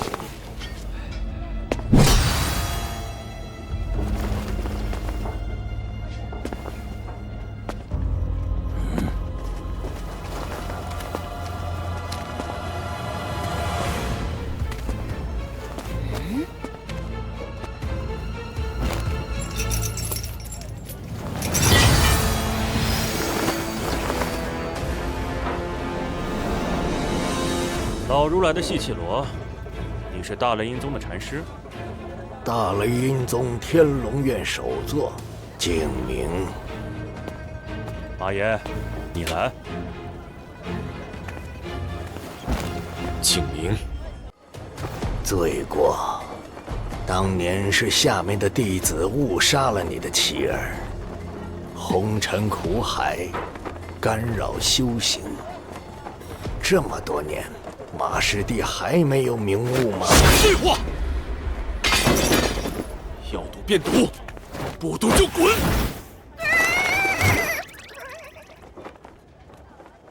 也罢，我与你对赌，这是我徒儿明心，他也是灵台境。马师叔，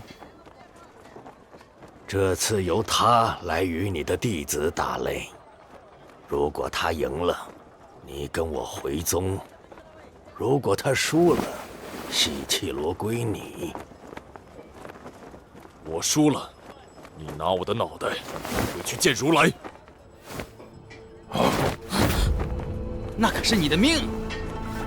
脑袋没了，你妻儿的仇谁来报？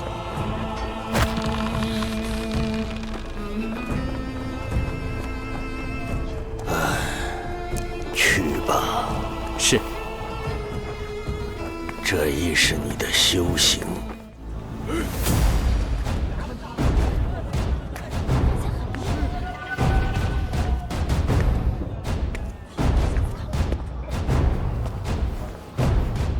如果我输了，马爷爷就会死。木儿，霸体无双，绝不可能会输。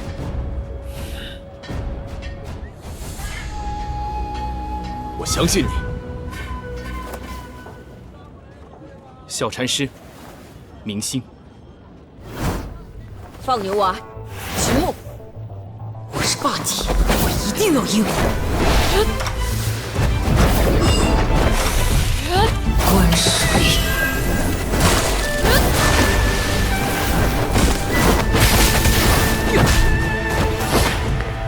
雷音八式第3式，九龙御风雷。雷音八式明明是禅宗拳法，在他的手里却充满了愤怒。金钟罩。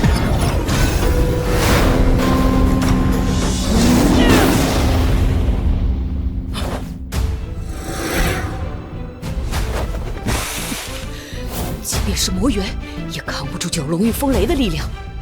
小禅师竟能不躲不避。我大雷音宗功法与其他门派不同，走的路子由体表到禅心，修到体表称之体如来，修至禅心谓之心如来。这位小兄弟未得真传，只修到体如来的层级。你的弟子明心倒是自幼修习心法，如今已至心如来的表层。心法什么意思？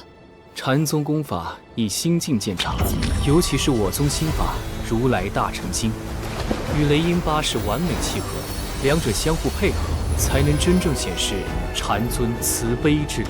慈悲？拳头不就应该用来打架吗？你的内心太过愤怒，接下来我也使用雷音八式，你就能看出区别。神象天眼，开！雷音八式第8式，千手禅尊。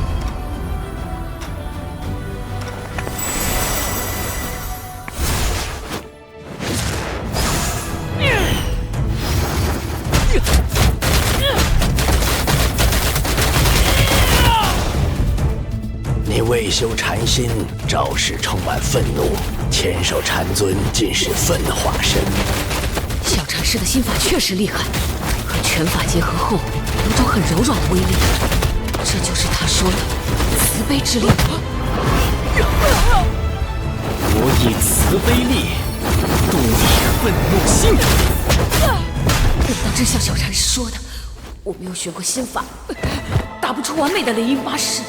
如果因此害死了马爷爷，不行，我绝不能输，他一定有破绽。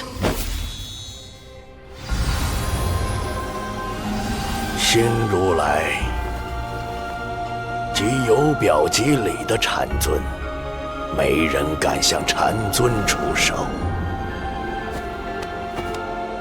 木儿敢。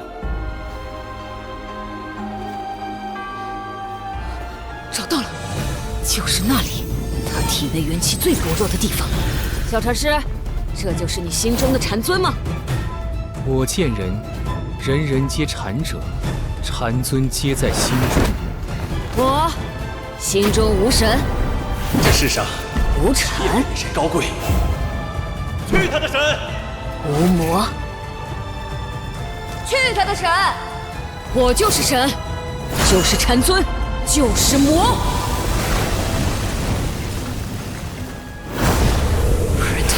瓦亚赫，他玛哈瓦亚赫。魔神伪灵印会让我力竭，也会让我体内的全部元气瞬间爆发，助我打出最强的灵音巴士。这一击必须分出胜负。雷音巴士第5式，日照阳魂，空中炼。我的破绽被他发现了。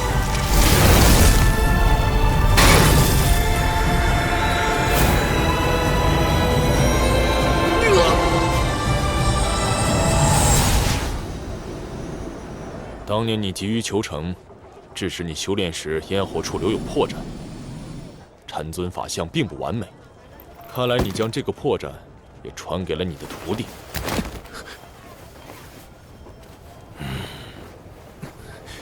没想到你竟能用魔道功法催动禅宗威能，跨越禅与魔的界限。什么禅啊魔的，都是你们定的，只要好用不就行了吗？是我输了。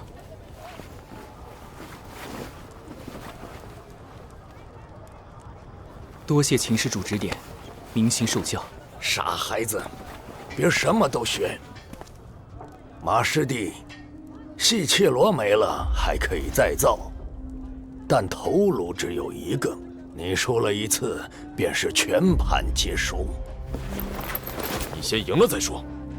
如来与你师徒一场，他当年为你炼制细切罗，是真心想让你继承衣钵。你的手臂，如来至今放在千尊塔中诵经贮存，望你有日迷途知返，重回大雷音宗。哼，要回也是打回去，不准再来骚扰马爷，否则我就毒翻须弥山。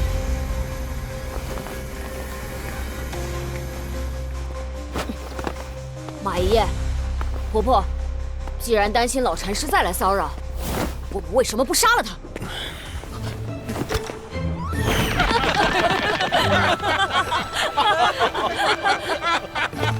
木儿，这是你赢的，归你。他的名字叫细气罗，4股12环，是大雷音宗如来所炼。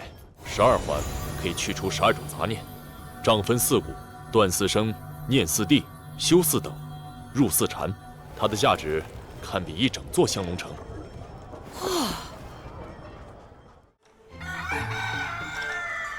木儿，木儿，你打擂得来的那只鸡婆龙下蛋了，快去鸡窝里把鸡蛋捡来。好。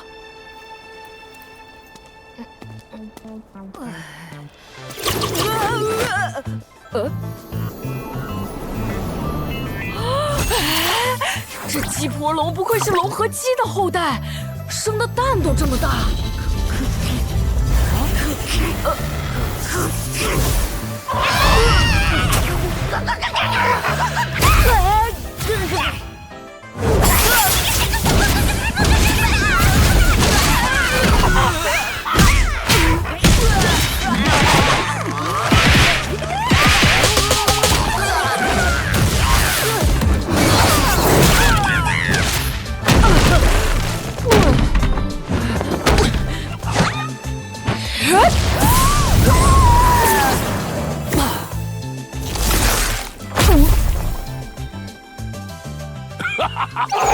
木儿，你连腹肌之力也没有吗？8梯巨石无双，我不应该输给鸡婆龙。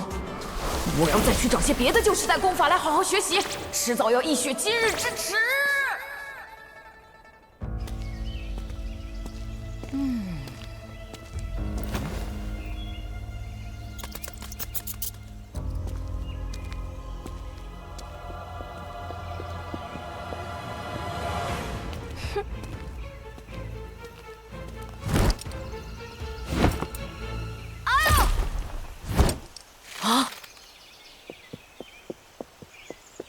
婆婆，臭小子，还学会故意引我暴露了。婆婆放心回去吧，我能照顾好自己。嘿。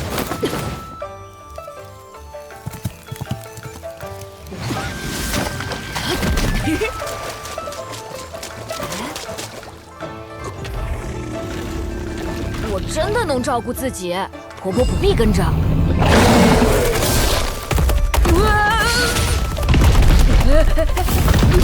不是婆婆啊，那就杀了。连婆婆都敢杀，回村当心你的屁股。婆婆多半还会跟着。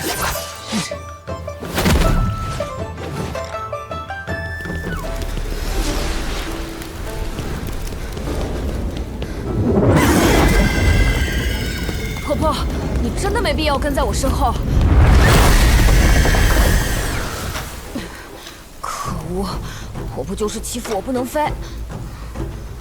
瘸爷爷说过，只要找到风尖儿，就可以踏风而行。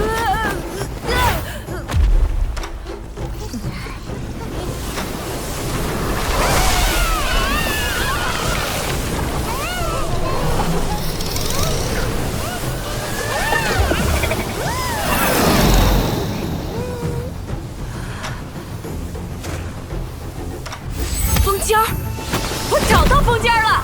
嘿，呀吼！嘿，婆婆，你追不上我了，回去吧。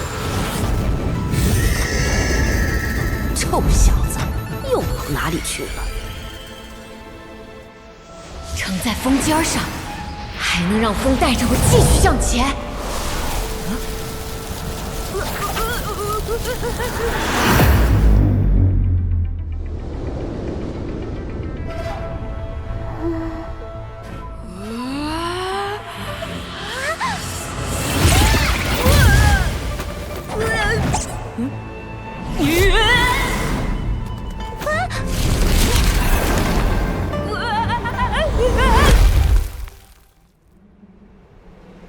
你没摔着吧？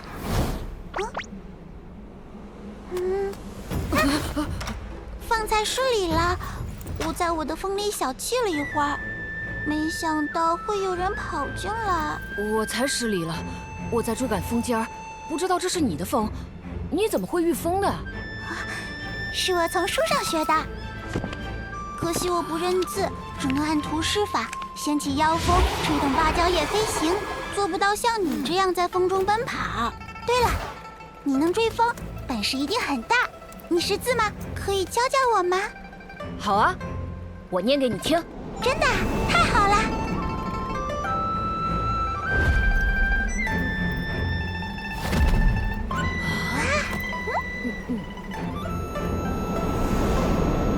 我从前按图修炼，总是一知半解，多谢公子为我解惑。方才忘了，我叫胡灵儿，敢问公子名姓？我不是什么公子，就是个放牛娃，叫秦牧。这卷古籍你是从哪里得来的？我也想学些新的功法，对付我们村子里的恶霸。是从那边的遗迹里找到的。遗迹？可以带我去吗？可以是可以，但我只能带你到外围。遗迹深处有恐怖的东西，我不敢进去。不怕，我会保护你的，带我去看看。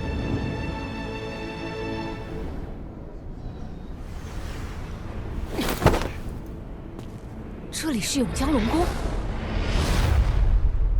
龙宫不应该是水里的宫殿吗？怎么变成了山上一个破破烂烂的庙？公子，遗迹就藏在庙里。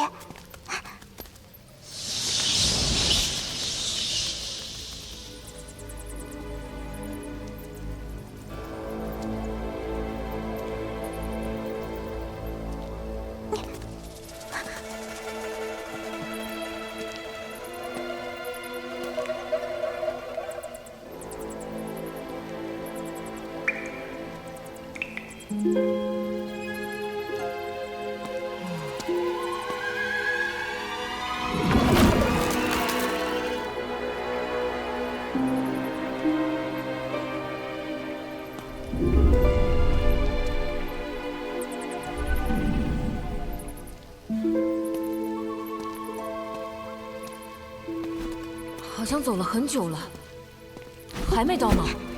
快了。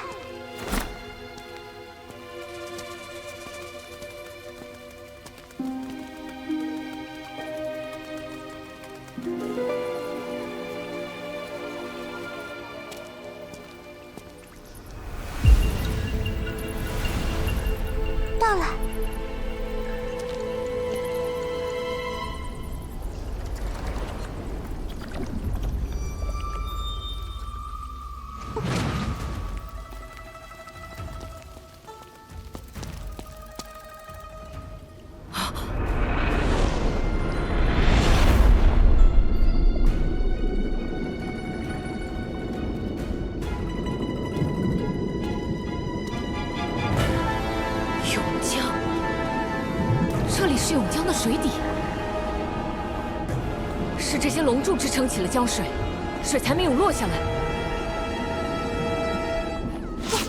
快一点！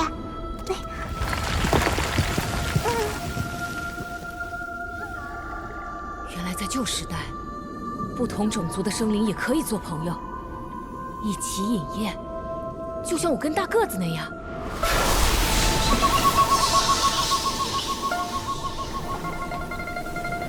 恐怖的东西就在那后面。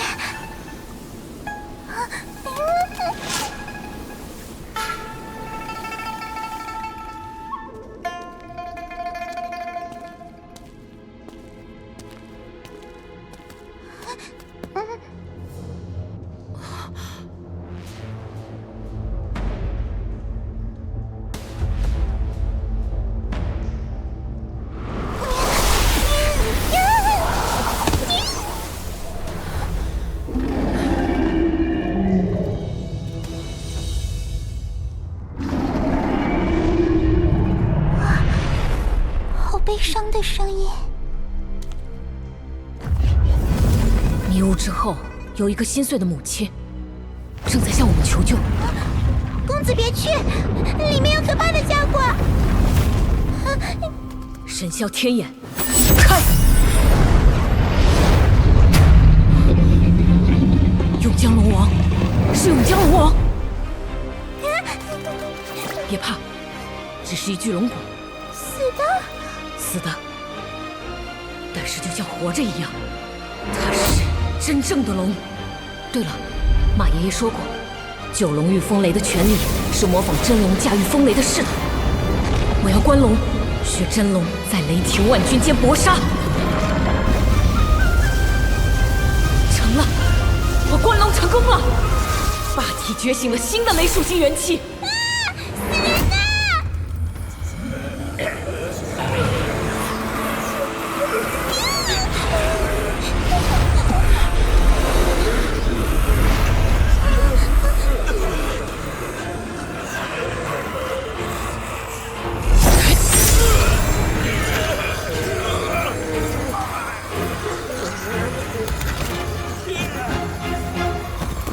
马爷爷说，心动恶念，西岐罗便响一声。现在响得这么频繁，是谁的恶念这么多？难道除了我和胡灵儿，这里还有第三个活人？是那个龙母吗？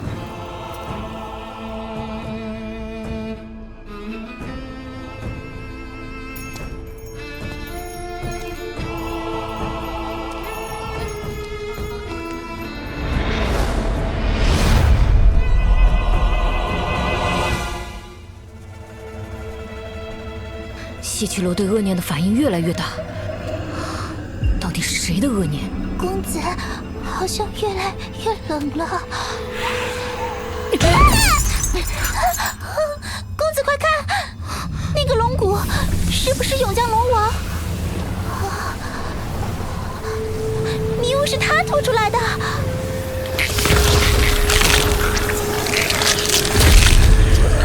别怕，迷雾好像是永江龙王操控干尸的法术，他想要保护什么东西。这是一条幼龙，他被一把剑穿透了身体。这里一定发生过一场血战，永江龙王的孩子中了必死的剑伤，他不忍爱子逝去，将幼龙冰封在此，即使魂飞魄散，也留下龙骨日夜守护。永江龙王怕幼龙再受伤害，就杀死了所有的闯入者。这会是西岐罗感应到的恶念吗？我似乎听见了西岐罗的禅音。谁在说话？来者可是大雷音宗弟子，老夫顾里暖，延康国太子少保。这个老先生还活着，怎么他一说话，西岐罗就不响了？若救我出来，到了延康，我保你们荣华富贵。我是大虚人，不是大雷音宗弟子。我听说延康有个叫神域的东西要杀我们。那又如何？太子就是延康国的下一任皇帝，而老夫是太子的启蒙老师，有太子做靠山，你说老夫能不能保你？老前辈这么厉害啊！你为什么要跑到兵里去呢？当年老夫奉太子之命，带着门生探索大虚神迹。顾大人，是这枚珠子在吸收他人气血，输送给玄瓶中死去的幼龙。此乃真龙的龙珠，不可再让龙珠为祸，我来收了它。不料，这竟是旧时代永江龙王的龙珠。我那些门生统统被龙珠吸走了气血，而我则冰封在此近200年。不吃不喝活了200年，公子，你信他吗？老前辈说的有道理。老前辈，你这黑旗子又是做什么的？一点护体的小法术罢了。小少年，老夫拼尽一身元气，将佩剑挪到冰外。你持剑斩了龙骨，龙珠便再也封不住我。我才灵胎境，如何能斩龙神的神骨？你不能，用了我的剑便能了。延康国集结能工巧匠，用尽天才地宝，锻造16柄一品佩剑，对应朝廷16位一品大员。我这柄是从一品佩剑，名叫少宝剑。和西岐罗比呢？大雷音宗一派之力锻造的，与倾国之力锻造的宝物岂可相比？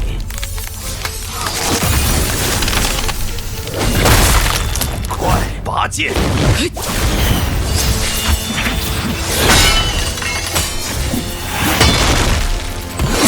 用剑斩断龙骨！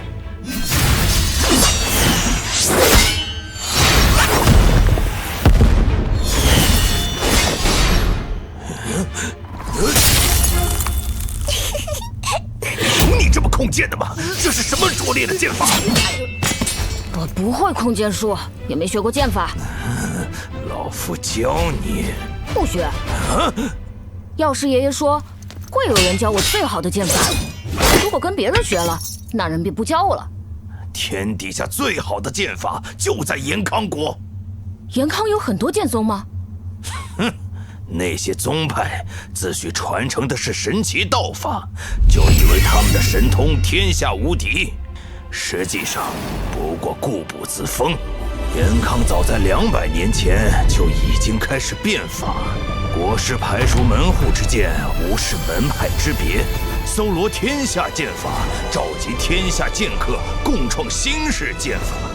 集合天下人的智慧所开创的，是不是最好的？远胜过宗派数千年如一日的旧招式。这样的想法，这样的眼界，简直无法想象。延康国师听起来好像还挺厉害的嘛。最好的剑法就在面前，你学不学？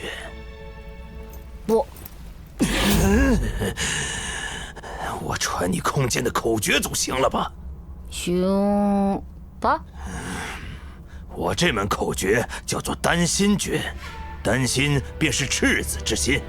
来，跟着我念：以心控剑，以心控剑，心至剑至，心至剑至。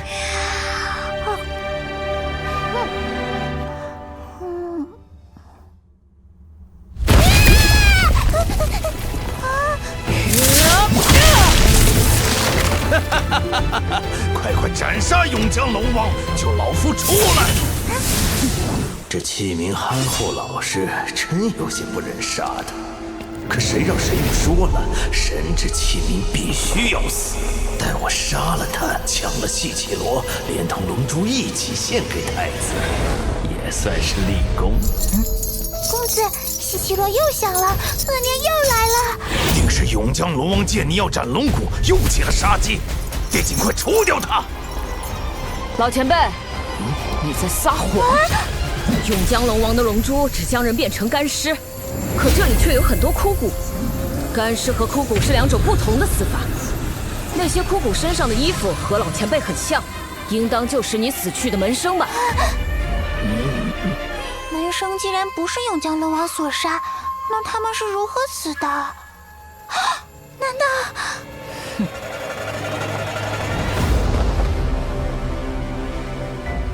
我推测，这黑帆就是真相的关键。老前辈被封在冰域，无法挣脱，担心自己会饿死，就痛下杀手，将所有门生的元气、血肉一并吸食，才在冰中活了200年。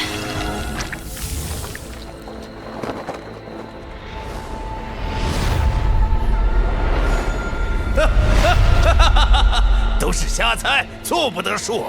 小狐狸，你帮我斩龙骨，我传你更好的功法。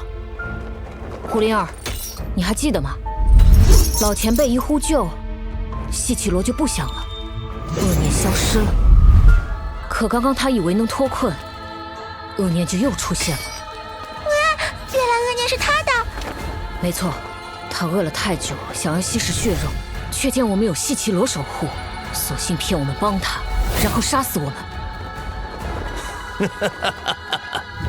臭小子，你进了这里，就注定再也无法离开。危险！快跑！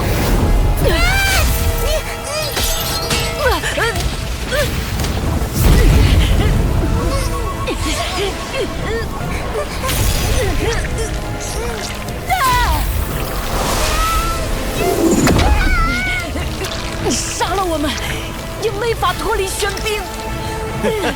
放心，我至少能再维持100日，等待下一个猎物。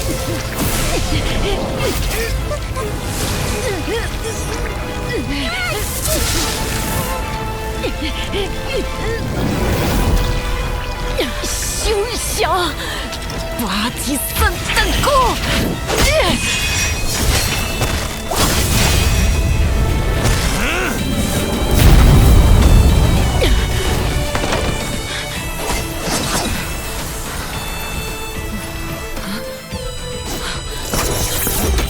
逃不出我的掌心！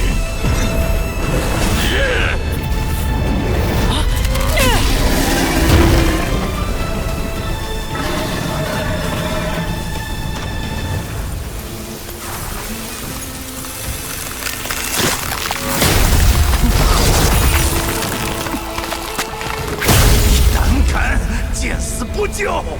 我乃堂堂太子少保！公子真的不是老狐狸修炼成人吗？嘿嘿，好厉害，好聪明啊！那是因为我从小被爷爷们坑蒙拐骗，婆婆还骗我去鸡窝捡蛋，那可是鸡婆龙，很凶残的。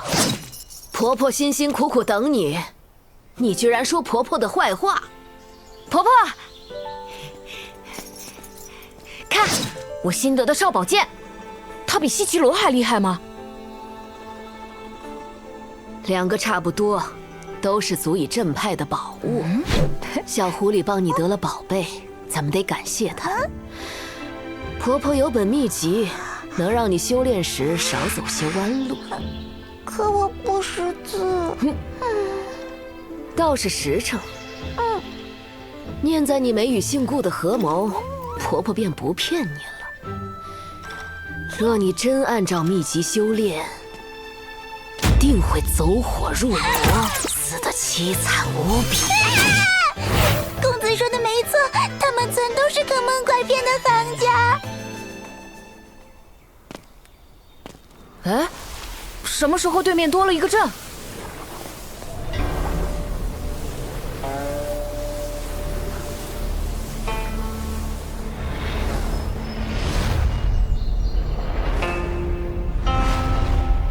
圣师林训，圣师是谁？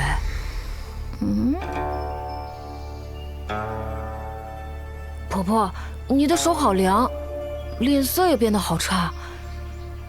发生什么事了吗？什么？司老太婆要把木儿卖给天魔教做教主啊？怎么不卖我啊？天魔教是魔道第1大教，声名赫赫，当魔道老大一定很威风。威不威风不打紧，能保住婆婆才最重要。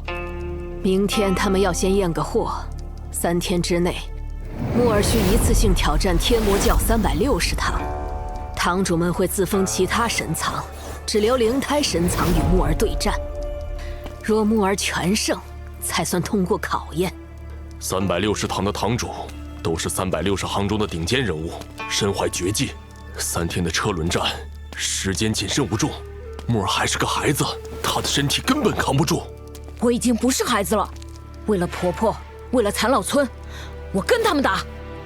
好，好，木儿。药师，你去准备补药。哑巴，你去帮木儿把武器打磨一下。7人连夜特训，把木儿调整到最佳状态。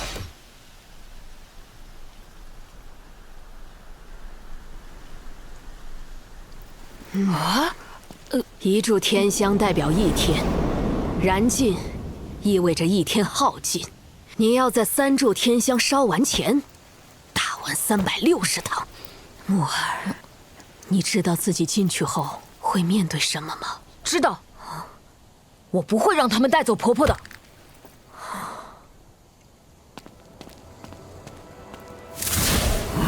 得在第1炷香燃尽前打赢120位堂主，我要快！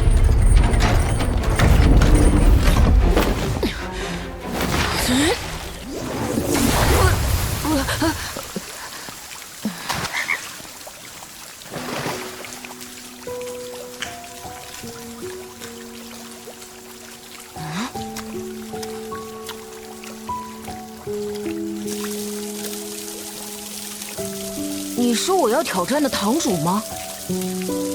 你的屋子里哪来这么多雨水？我幼时便行走江湖，为农民们做法降雨。他们称我为小雨师。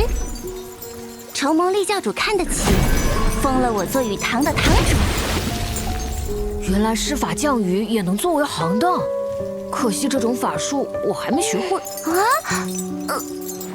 教主夫人可是法术流派的顶尖人物啊，比我还厉害很多。所以当年她被选为圣女，而我落了选。你跟着她，竟然没学会法术？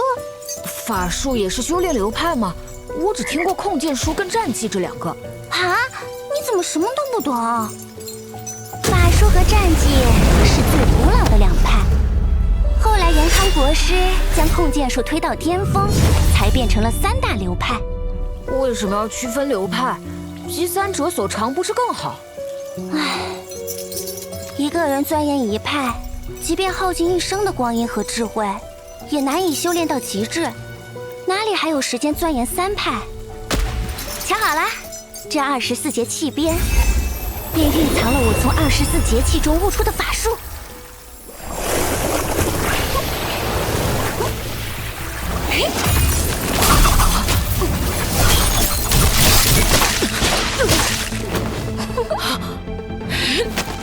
无语。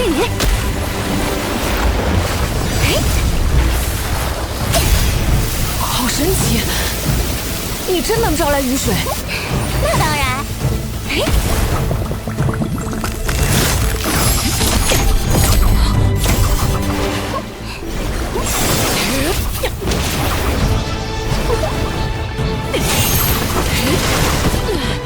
推法挺快呀！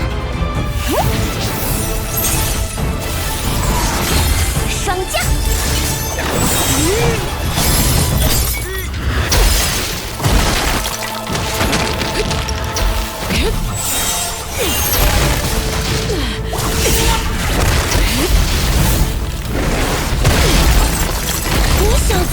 行啊！好冷，打出水和冰就是法术吗？我也可以。灌水。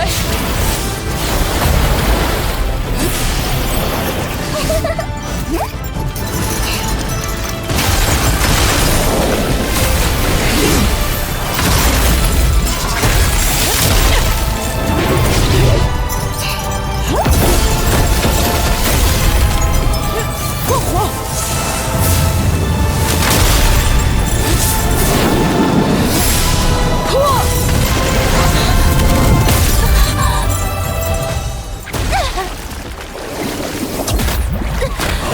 于堂，你这么快就输了？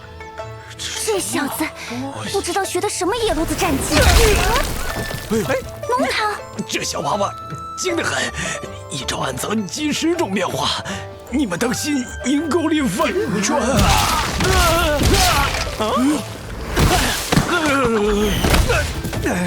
上你龙堂的当了，他使的是大雷阴宗拳法，当头大日哪来的阴沟？行当你师傅多说人，这小少年哪里是使的禅宗拳法，明明是魔道真言。书堂，你害我！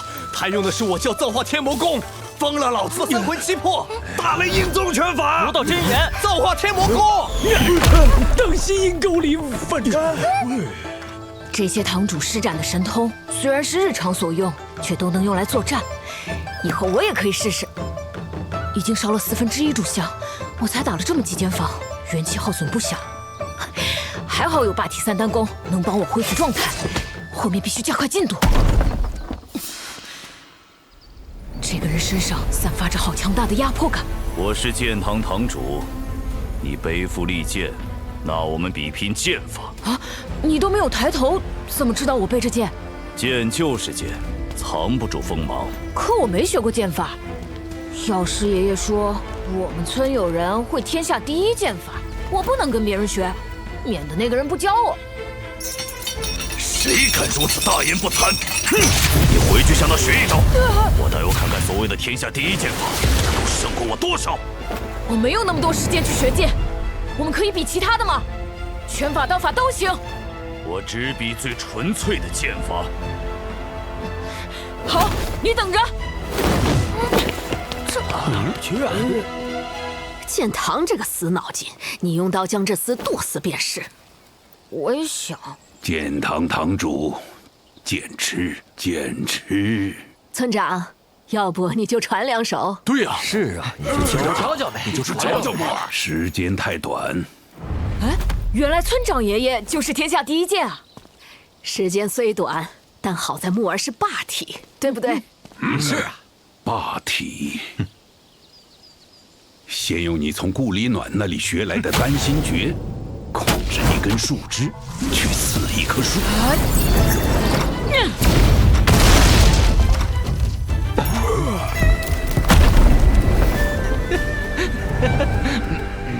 我忘了，这小子虽然剑法糟糕，但元气深厚。再次杀猪刀试试。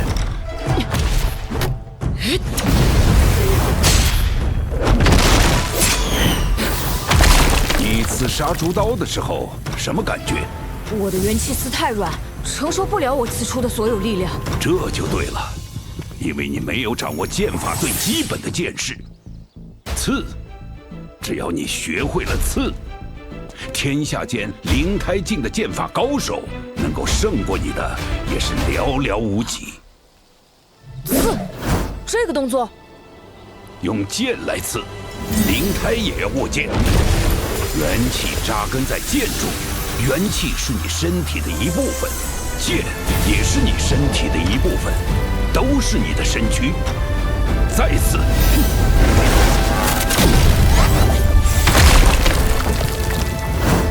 元气丝好像能承受我所有的力量了。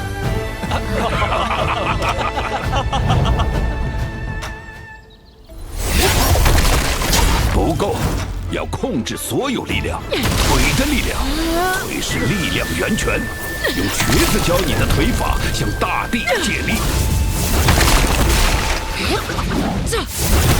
拳的力量融到剑里。眼睛的力量，瞎子教你的神眼何在？让你的剑也长眼。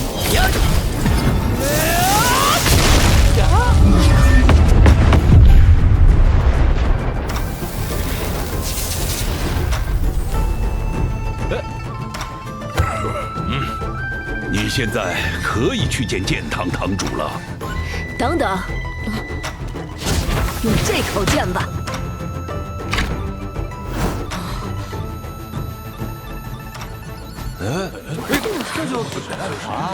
香燃烧了一半，我却连第一栋楼一半的楼层都没打完，得抓紧时间。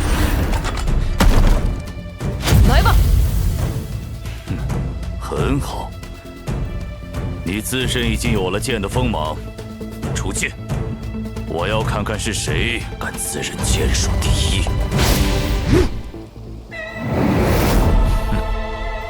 之前那把剑呢？婆婆说你只用灵胎神藏，我如果用真剑，会伤你性命。荒谬！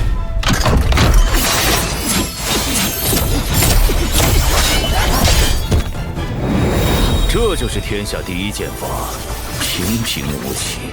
我没学到剑法，村长爷爷只教了我一个动作，刺。一个动作就敢来挑战我，不知天高地厚。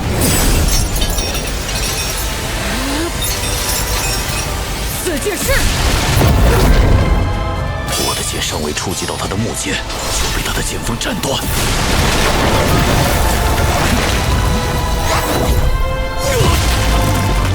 一个普通的刺，竟有这样的威力吗？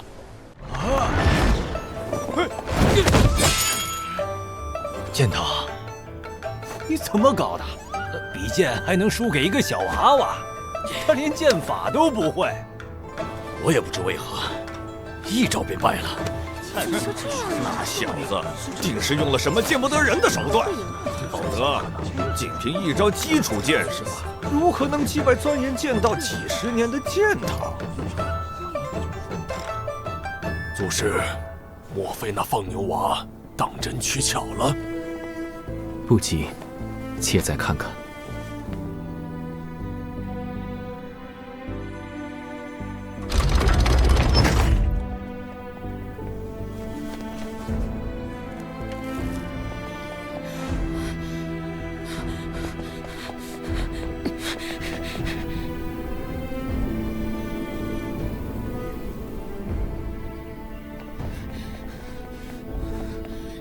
一栋楼比预期落后太多，我还得更快。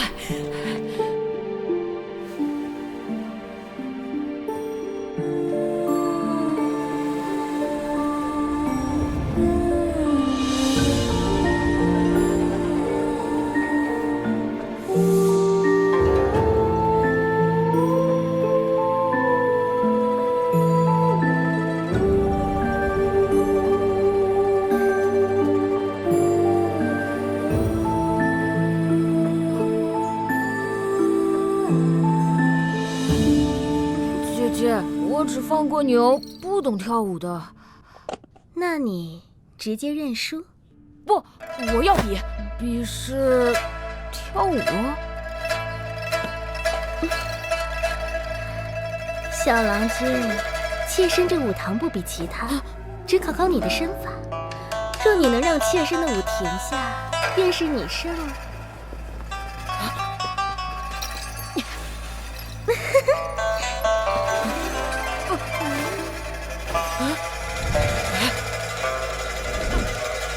姐姐的舞步好厉害，像蛇一样灵活。原来这就是身法考验，得先找到姐姐所在的方位。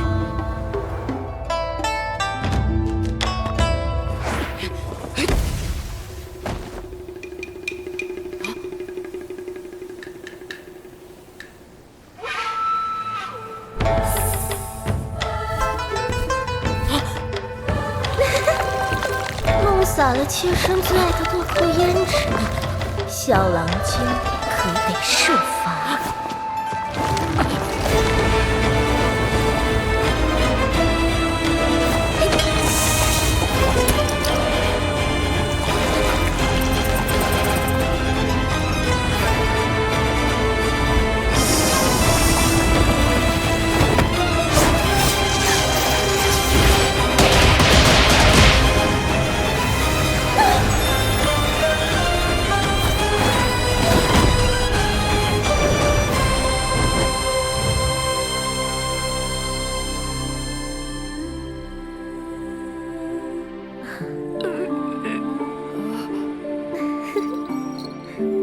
小郎君身法诡异，妾身输了。姐姐承让。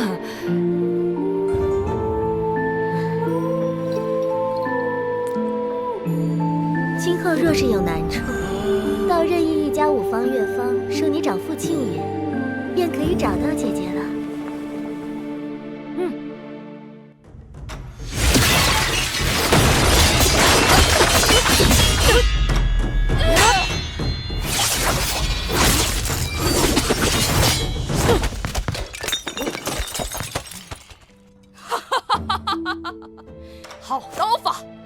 小家伙，走不完360堂，就跟我学做菜去。我一定会走完，不然婆婆就要被你们带走了。好，谁拦着你，你就用刀劈谁。等见到教主夫人，帮我告诉她，我阿瑶挺想她的，一直惦记着她的好。敢乱我姑唐营造耻，我和你拼了！哎呦，哪里来的小猴崽，连北堂也敢打劫？住手！刀下留情！请归还我该掏的金饭碗！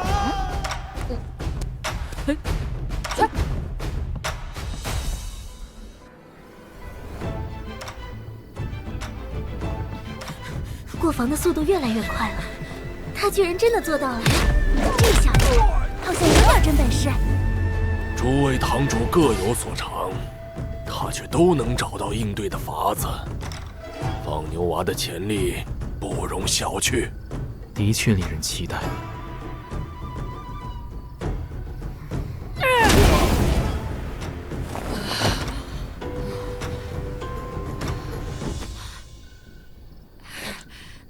最后一炷香快燃尽了。这少年真是不寻常，可惜，他的时间不够了。是啊，我一定要打败他们，婆婆才能留下。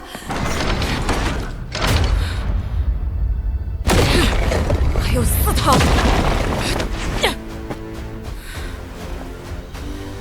剩下的堂主们，我有一个请求。3炷香的时间已定，我们不会为你延长。我明白，所以我想同时挑战你们4位。他疯了吧？这可是战斗力最强的4堂。不管他疯不疯，这份大错我北堂服。一个人同时挑战4大最强堂主，简直是不可能完成的任务。但如果他能成功，圣教就有希望了。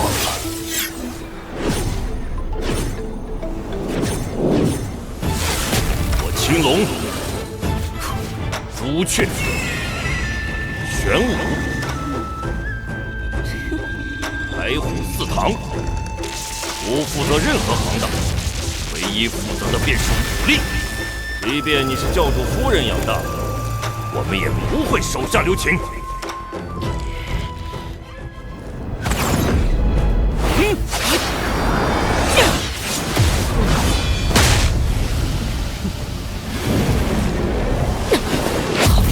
血元气，有种粉尽一切的气势。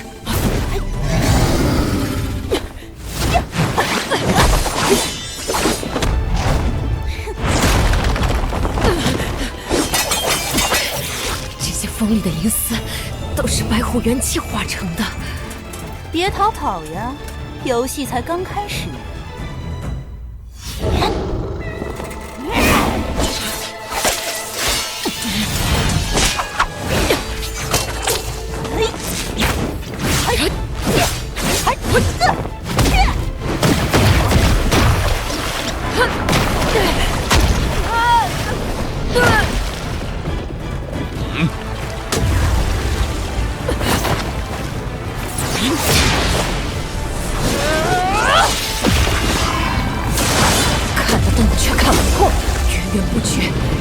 玄武元气，你最大的错误就是不该同时挑战我们4人。我4堂以4大灵体命名，正因我等是4大灵体中的最强者。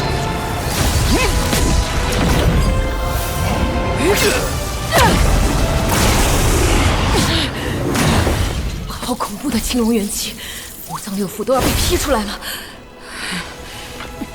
你们是灵体最强者。但我是超越灵体的霸体。好，安火！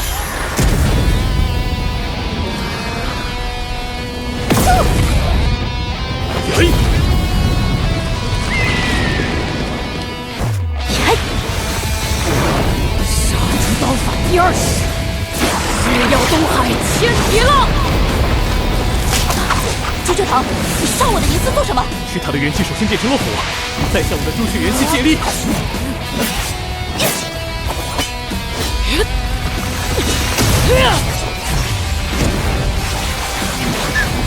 玄武堂，快来帮忙！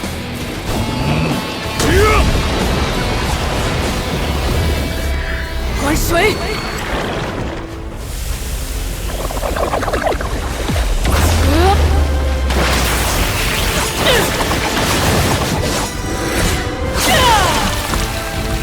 他又变成了水属性。不好，我的玄武元气被他吸纳了。青龙堂，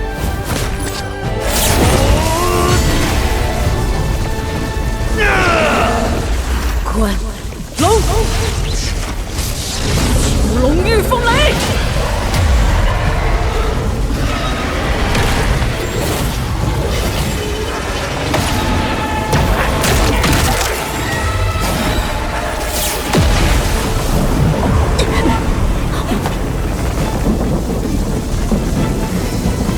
你到底是什么灵体？霸体！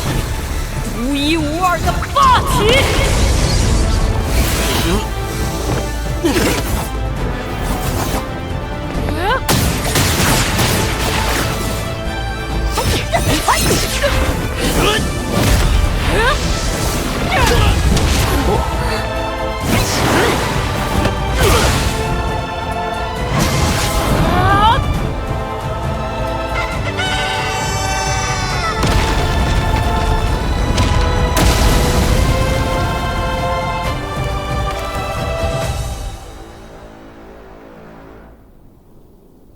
赢了！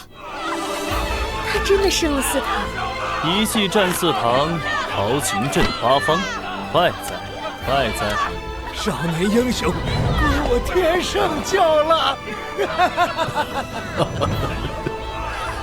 看到自家兄弟被打败，还这么开心，这可是第一次。大虚一个小小的村庄，竟有这等人才。那村里与我同一水准的有2个，一个是没有手脚的，另一个是打铁的。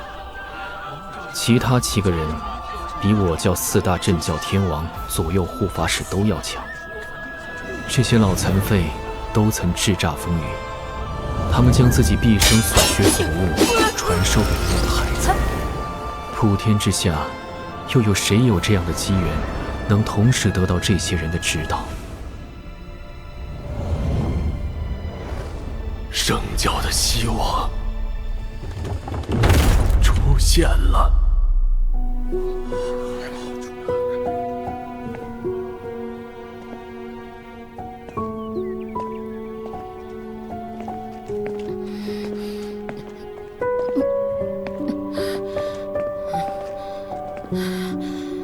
婆婆，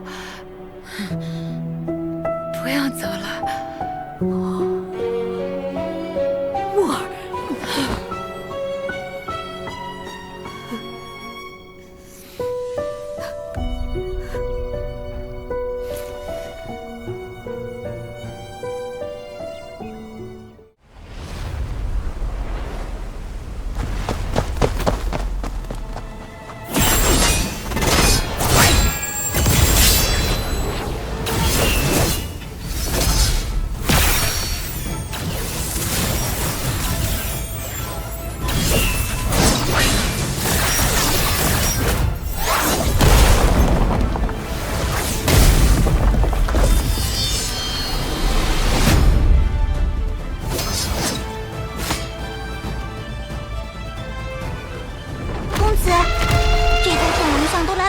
次了，怎么还不明白大个子的山头不属于他呢？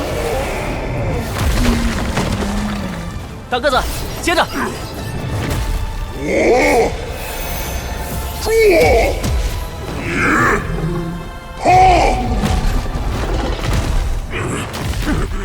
小不点儿，还！送你。